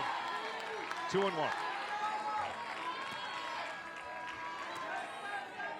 Dangerous part of this UCF lineup. Yarnell has been clutch, singled in the first. Beth Damon, obviously, with a big home run early in this game off of Danley. Got to be careful if you're the Seminoles. High, deep, down the line, foul. She got around him. Nice catch out there, too. What a ballpark. That's the way to enjoy the game. Sitting back in a lawn chair on that terrace. kind of backed up into the shade a little bit. It has been absolutely beautiful here in the capital city the last 3 days. That almost hit her. So now a full count to Yarnell, and you have Damon in the on-deck circle, who already has a 2-run homer against Danley today. 1 on, 1 out. Payoff pitch to Yarnell. Lined into right field, base knock. Evans is going to stop at second base as the Knights go station to station. Great piece of hitting there by the sophomore Yarnell. Lets the drop ball get deep. Tries to work it on the hands, but just enough light. Short to it, long through it. Backside single. And UCF within striking distance yet again here in the bottom of the 5th.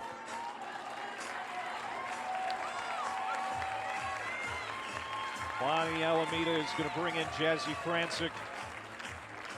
Their ace was the winning pitcher in the first game against UCF earlier today. Went 6 1/3, gave up just 1 run on 2 hits. And now she will try to hold the Knights in check. Crunch time, the season on the line. And it'll be a tall task, but Jazzy Francic looked exceptional in game 1 as we take a look at the numbers. 96 pitches, so coming off that, it's probably a little bit taxed with the adrenaline, probably pumping just enough. 6 1/3, 2 hits, only 1 earned. 4 punch outs earlier today. Can she mimic that performance here in game 2?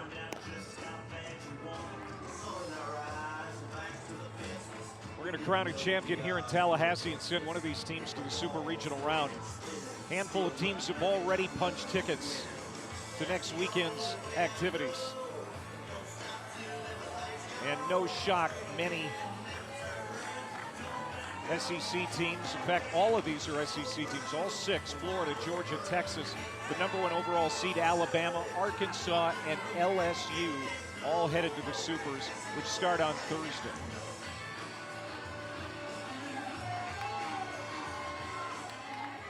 Tennessee also has a lead. 7th inning in their game. Chance to make it 7 for 7. Fly ball, deep right. Front of the warning track. Caught by McKenzie. Scampering to third is Evans. And there are 2 away, but that was a well-struck ball by Beth Damon. Yeah, great job by McKenzie, too, to find it with the sun at this time of day. But you said it, Clay. Well struck by Beth Damon. And hey, not the result you want, but productive in a sense that you pass the bat to another home run hitter, and Aubrey Evans moves over to third. Murtis is the difference in this ballgame. Could be the difference in the season for both squads.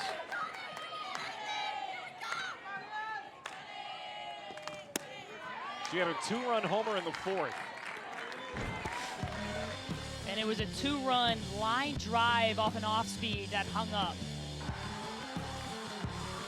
The sophomore has been so good all weekend long, but specifically on the changeups.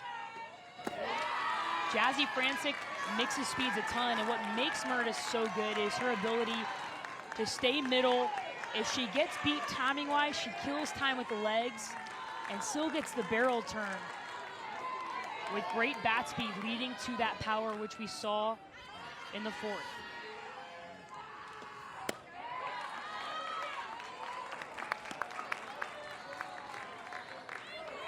That was her 12th home run of the year. 2nd year in a row homering in the regional round. Hit one in Austin last year. And she slams this one to left, but right at Ruggiero. So the inning is over. UCF held off the board. Francic comes in and puts out the damage. 4-2, we head to the 6th.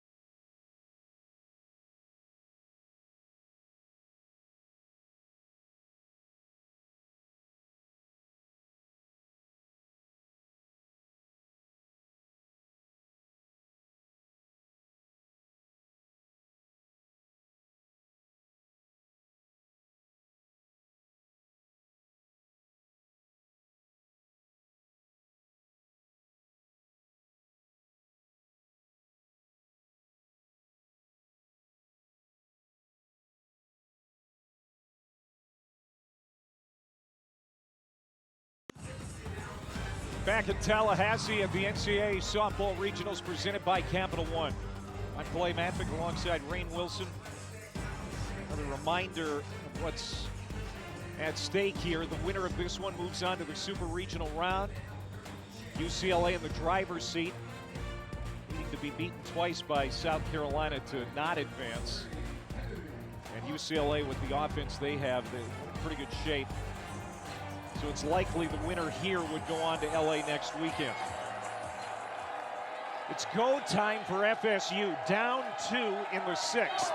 And Kennedy Hart leads it off. 7, 8, 9, Ruggiero and Sturgis to follow.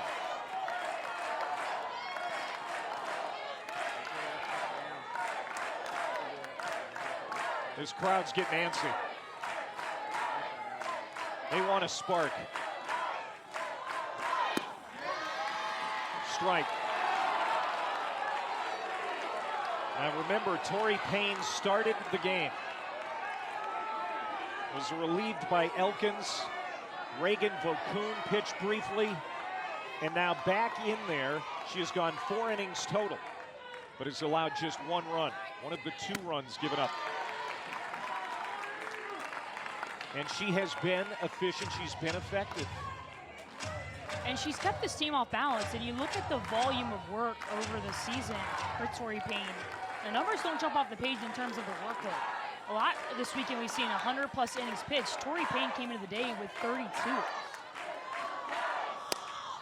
And as a freshman, her 2nd time playing an NCAA tournament game, first of which was on Friday in a key moment, she has looked cold out there. I mean, cold as nails in terms of her demeanor, her heart rate. It's been fun. I think you can say that about a lot of the rookies in this regionals, especially on these 2 teams. Yep. I mean, both of these programs are not littered with seniors. Just off the plate, and I mean just off the plate. Full count. 2-2. Torrey Payne works away. I think they got it right. Yep. Up and away, Agreed. just off the plate.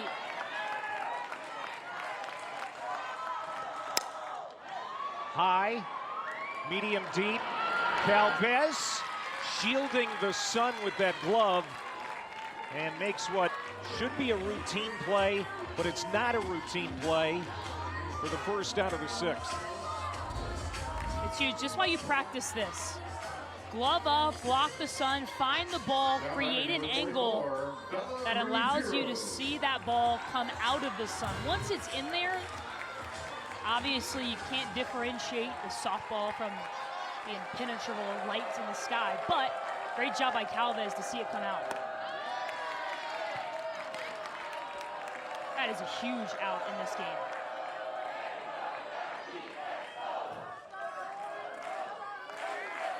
I think this is a key inning for UCF, facing the bottom 3rd of the order for Florida State.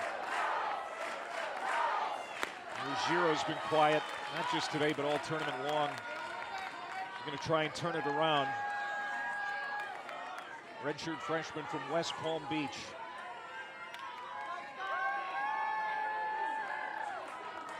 Grounded out to first, lined out to center. Hit the ball fairly harder last time up. Hitters count here 2-0. And there is a strike buried by Torrey Payne. And every time Torrey Payne, the freshman, has been in these situations, 2-0, 2-1, 3-1, she's buckled down, and you can see the confidence from number 18. Fly ball, left center field. Murtis puts it away, 2 down.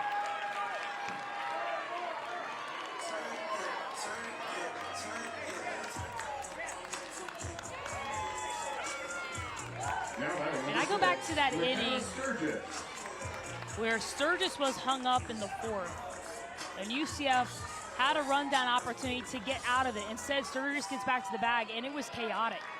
And Coach Bear told them, slow down, you are good. And you feel like they have embodied that since then. There was chaos 2 innings in a row with UCF in the field, and they came out of it fairly clean. And it's where this game really changed. The feel of the game changed because Florida State was taken over. And I think that they mirror their head coach, Cindy Malone. Her heart rate being low, her poise, her going out there to say, hey, we are fine. Breathe, slow down, do your job, stick to your assignment. That ball that Issa Torres ripped by Ashley Griffin, she looked at the senior and said, hey, get in front of it.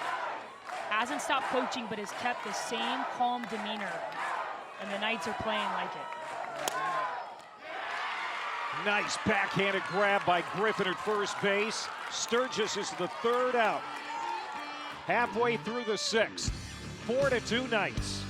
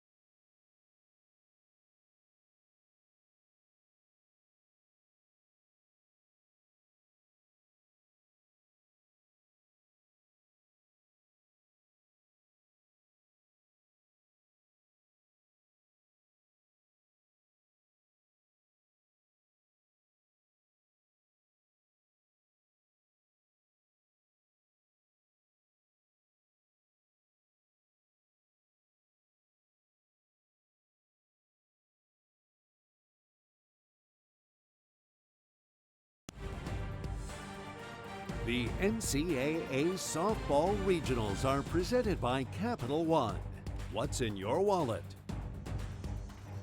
Two two-run homers, one by Beth Damon and one by Izzy Murtis, the 3 and 4 hitters for the Knights.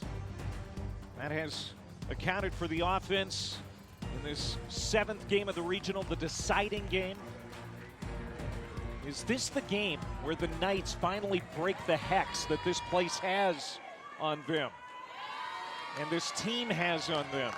They have never beaten the Seminoles in the NCAA tournament. 0 for 7. Trying to tack on some insurance late. They need 3 defensive outs. As CeCe Humphreys leads off, to be followed by Griffin and Jaimez. And there it is, you know, 7th win coming earlier this afternoon, a 2-1 final. No surprise this game is close to. Francic at the knees, strike 2.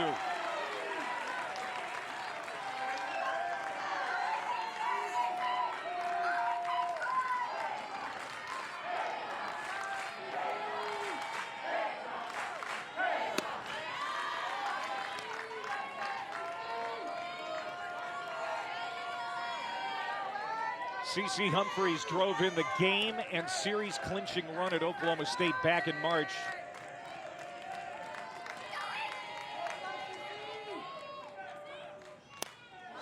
You think about that series and how important it was at the time for this Knights program. You'd probably say that was the biggest series win of the year, propelled them to a seeded bid in the NCAA tournament.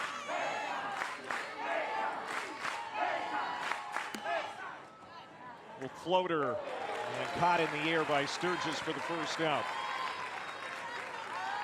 Don't miss a minute of the action from the NCAA Softball Regionals. We're taking you to the best live action on 7 Innings Live. It's on the ESPN app. See every game, every big moment on the road to the Women's College World Series on the ESPN networks. Been watching a lot of that myself when we're not here at the ballpark in Tallahassee this weekend. So one out, here's Ashley Griffin.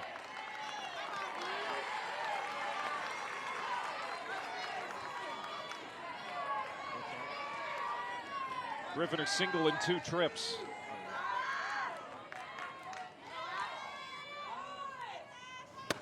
You look ahead to the Florida State 7th reign, and it's at the top of the order, which is right where they have their most dangerous hitters, but Isa Torres, their best hitter, will be coming up first, so that means the bases will be empty, and that's good news for the Knights. Isa Torres has been the leader in terms of getting on. I mean, the average being over 500, but also the leader in the long ball. And so for the Knights, that is a good sign. You never want to have to face her, but with nobody on, best case scenario. 1-2, roller to Torres. That's the second out. She has had such an amazing year. She doesn't want it to end today. The country needs to see more of Isa Torres this softball season.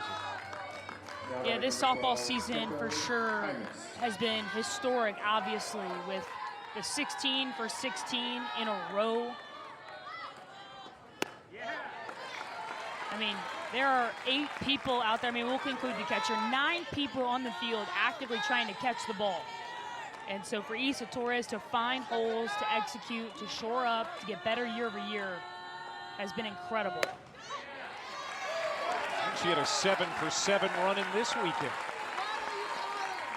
And her last time up, drilled a softball after having gone over. And so if it truly is a streaky weekend, that's good news if you're Seminole fans.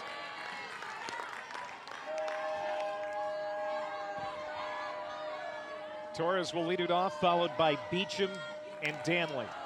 That is a murderer's row for Florida State. 1-2, slap the other way foul by Jaimez. And a great job by Jazzy Francic, the sophomore, who, tough outing on Friday, has come back and been so exceptional in the circle yesterday and today, hoping for a 1-2-3 inning to get her offense back in the batter's box. That's a big miss, 2-2.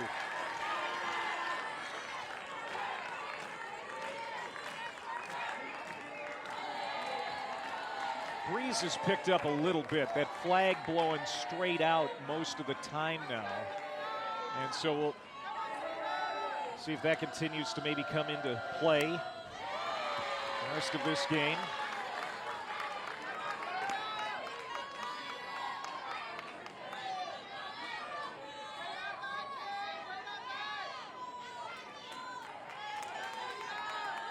Day 1, the ball was not flying. The last couple of days, the ball has shot out of here pretty good. 2-2, back to Francic, and the inning is over. Can the Seminoles do it? The fans here think so. One of the best players in the entire country, Isa Torres, leads it off for the Noles next.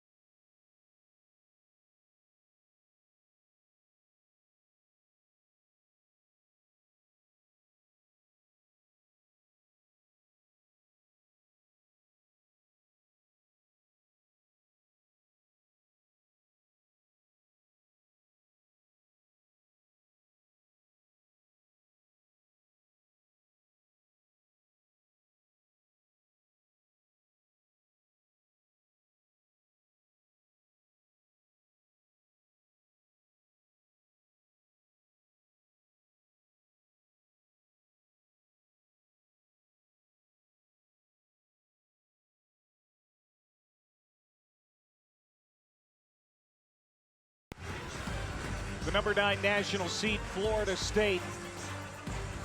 They need 2 to tie. We go to the 7th, and Issa Torres will lead it off, followed by Jason E. Beecham and Ashton Danley. Torres this year has been phenomenal.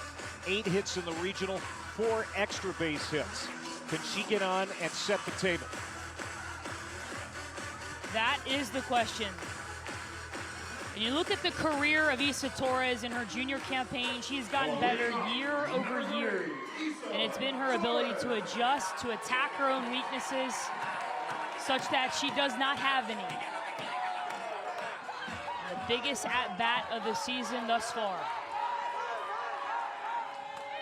Tori Payne needs 3 outs to get the Knights onto the Super Regionals for their 2nd time in program history.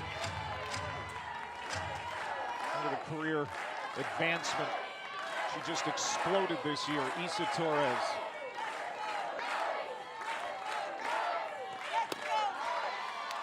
Strike on the outside half.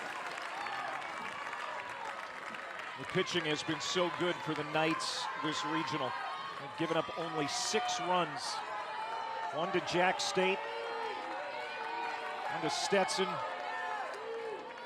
2 to Florida State earlier today, and 2 in this one.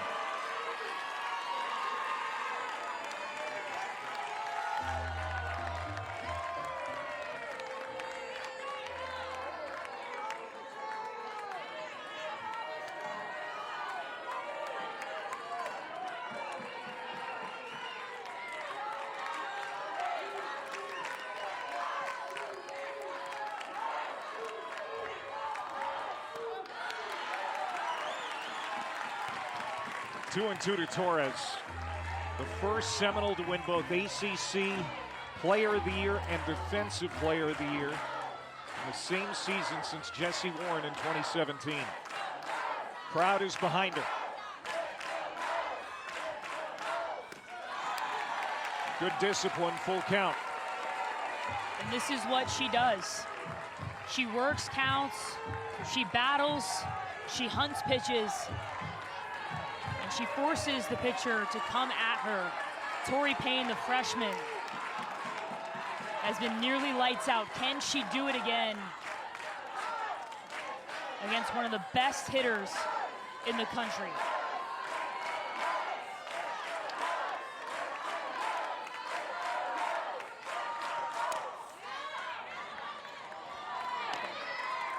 Fouled off her front foot. By the way, new left fielder Callista Birkenstock into the game now. Excellent defender brought in to help seal this one away.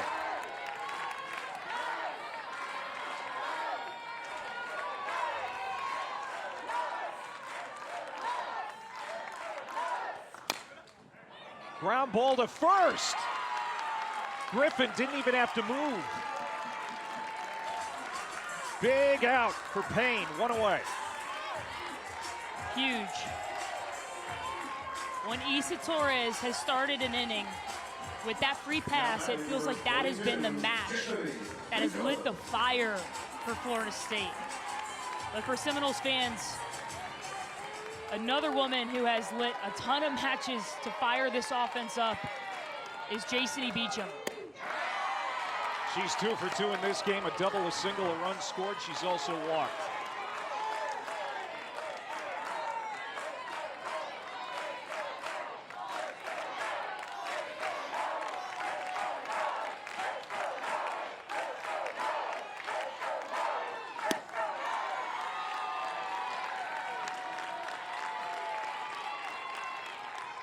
You've got Danley on deck if Beecham can get on. You've got Danley, who has 4 home runs in this regional, coming to the plate, and the Noles like their chances with that. Rip foul, 1 and 2.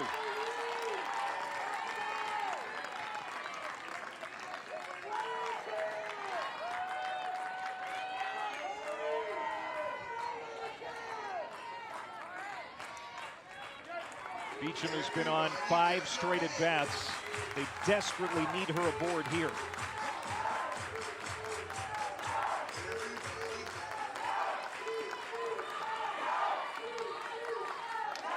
Now time is called as Payne is having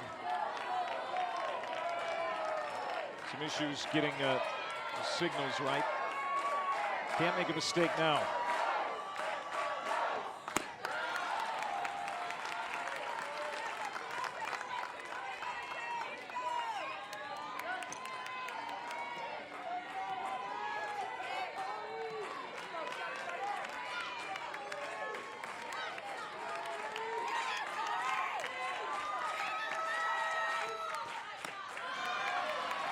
Full count.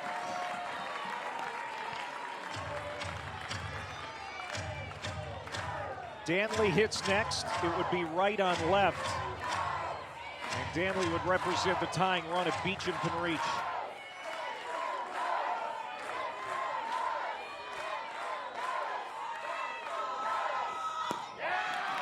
Walked her.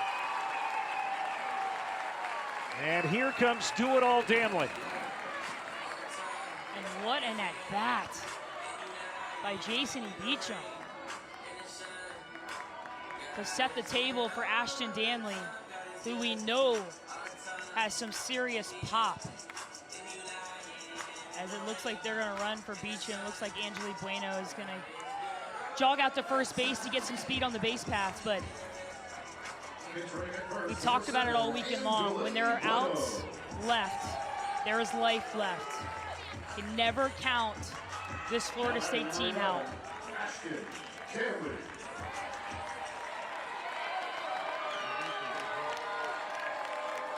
Tying run at the plate.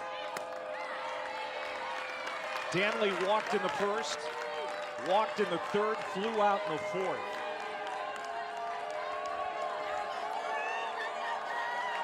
She was 0 for 3 in the first game today.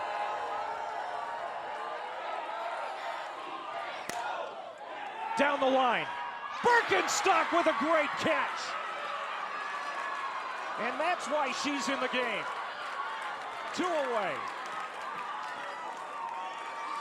Callista Birkenstock. Remember, early in this game, Izzy Murdace out and left, dropped the ball, hit by Jason E. Beecham. This one drilled out to left. And welcome to the softball game, Birkenstock. The sophomore full extension with the game on the line. If that ball gets by, it's a run scored. Danley with speed, likely at third base with less than 2 outs. What a moment for UCF.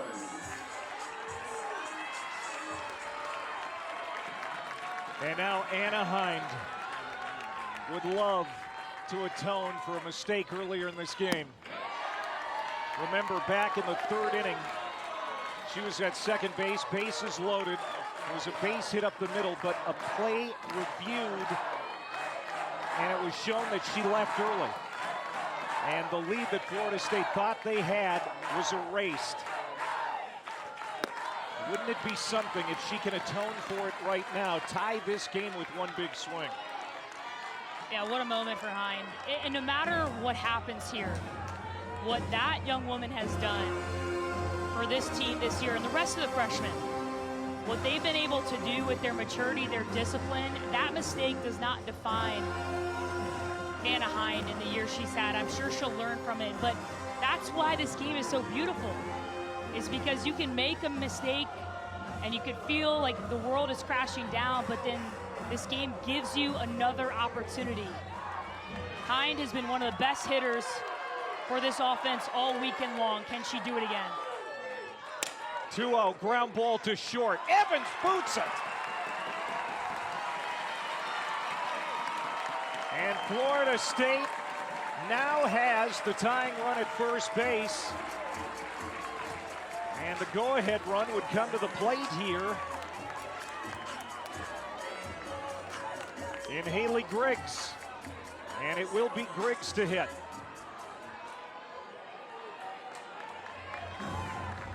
Aubrey Evans, the senior shortstop, 3-year captain, has been automatic from that spot. And you can see in the body language, not bothered. And that's key here. As Coach Bear goes out, puts her arms around her players. Florida State, the tying run on first base, leading run at home. They are the visitors in this game. And Anaheim hits the ball hard again, and good things happen when you do that. And now another freshman. They're going to call that a single for Hind.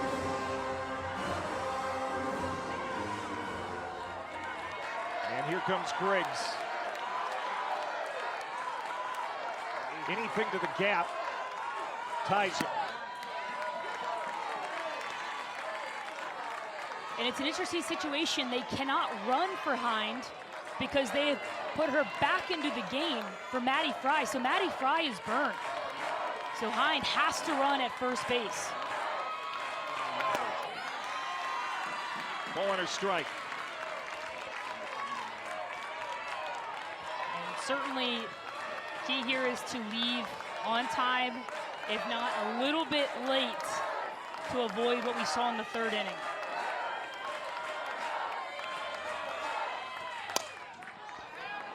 Fly ball, foul ground, caught. Calvez with the catch. UCF has done it. On to the Super Regionals. They finally beat the Seminoles.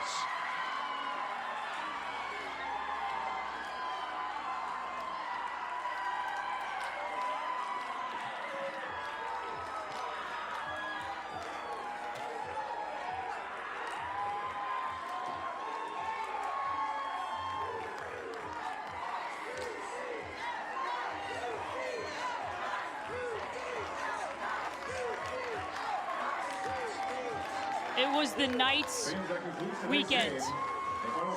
The two seniors, you see one there, McKenna Reed and Maddie Fry. The heartbreak for Florida State after an incredible year, but the jubilation for UCF and that woman right there who said, in the fall, we've got to change something. We can't continue to be a program that's happy to go to regionals. We got to break through. They were tested. She said, hate me now, love me later. I bet you those women love their head coach right about now.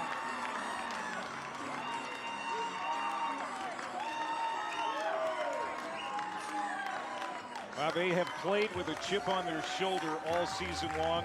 How many interviews did we do this weekend where they kept putting chips on coach's shoulder? That's been their motto. And what a chippy weekend for this team. Think of how close they were to going down on Friday. They were down to their last out, their last strike. They rallied, beat Jack State in extra innings.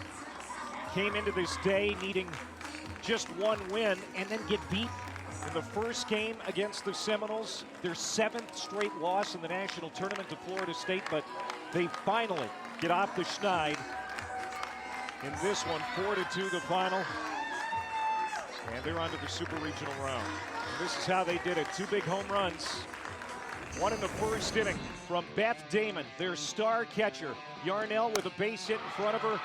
And then Damon puts it over the left center field wall. And in the 4th inning, also a 2-run homer by Izzy Murtis. And that would be the difference.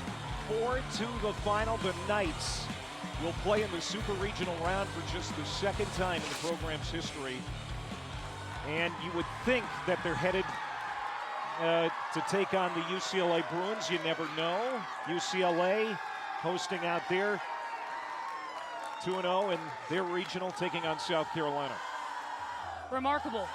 And we knew UCF could hit the ball. Coming into the weekend, single season record for home runs. But how about the freshman Tori Payne?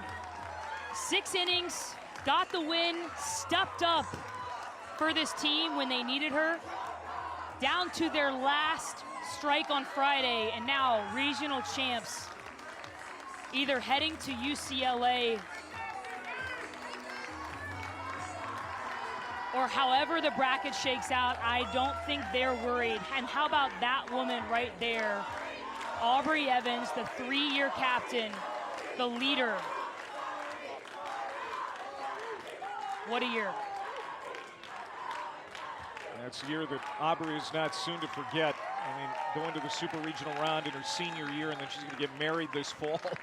I mean, what a special year 2026 is turning out to be. The UCF Knights getting their 41st win and one of the most memorable in program history, and they did it here. They broke the hex here against the Seminoles at Joanne Graff Field, where they have had really tough luck. They've been snake bit up to now. And I think when I look at this team and I look at that head coach, Coach Bear, it's her response, her calmness, her challenging her players. Those players describe the fall as the worst fall of their life in terms of what they went through. And now it is all worth it.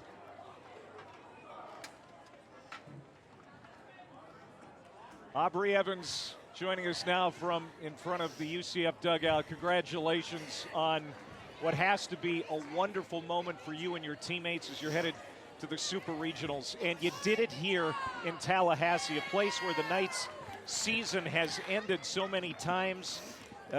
In 23 and in 24, you've been a part of some of the disappointment here in Tallahassee. What does it feel like now to have a win, especially here on this field?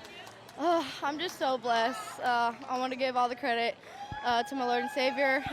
The Lord was with us this weekend. All week, we just talked about being resilient. You know, that's a great ball club. Like you said, we've been here so many years, and to finally come out on top, I just give it all to my teammates. We put in so much time and effort this whole season, but specifically this past week. And the word we have going for us is resilient, and anything can happen. And I'm just so proud and so grateful to be here. Aubrey, you mentioned to us before this regional how difficult the fall was, how challenged you all were. Coach even said, hate me now, love me later. How do you feel right now about that fall? I love them so much. It's so worth it. But when you put in all that blood, sweat, and tears, and you go through the grind every day, this just is so rewarding. And, you know, we still got 2 more games to go win to really go and accomplish our goals. But you have to take it one step at a time, and you have to celebrate where we're at right now, and that's being where our feet are, and that's celebrating this win. So we're going to celebrate this hard, but we got a lot of work to do in the week to come because we're going to face another good opponent. I got to admit, I'm kind of enjoying watching this interview because you've been a pain to your coach the entire weekend, putting chips on her shoulder and getting in her shot. Now they're doing it to you. She put popcorn on your shoulder, which I'm still trying to figure out. But chip on the shoulder, that's also been one of your mottos. Just talk to us about that and just how close this team is. Yeah, again, I go back to the fall and just everything we've been through on and off the field. When you build those relationships, it shows up on the field, and I thought you saw that today and all weekend. And with the chip on the shoulder, we're always counted out. You know, we've always been the underdogs, but we know we belong here, and we've truly bought into that this year, and just so grateful, so blessed, and all glory to God, man. So happy for these girls and just for this program because we've done so much to get here. And Aubrey, you told us you're getting married in November. I'm going to ask you a tough question. You make it to OKC, what's better, the engagement or a trip to OKC? You can't put me on the spot like that. Come on. Jose, I love you, but a trip to the World Series is my dream, and we've already got past the engagement, so that was a dream come true, too. So they're both awesome, but, yeah, tough question. We'll leave it there. Sorry to do that. It's a win-win. Aubrey, congratulations. Enjoy the Super Regional round. Thank you. Go Knights. What a weekend for the Knights, for that senior, for the coach. Coach Bear, Cindy Bull-Malone, she was just a delight to watch do her job today. How about the 2 reviews today? She won 2 critical reviews, and that propels them to another weekend.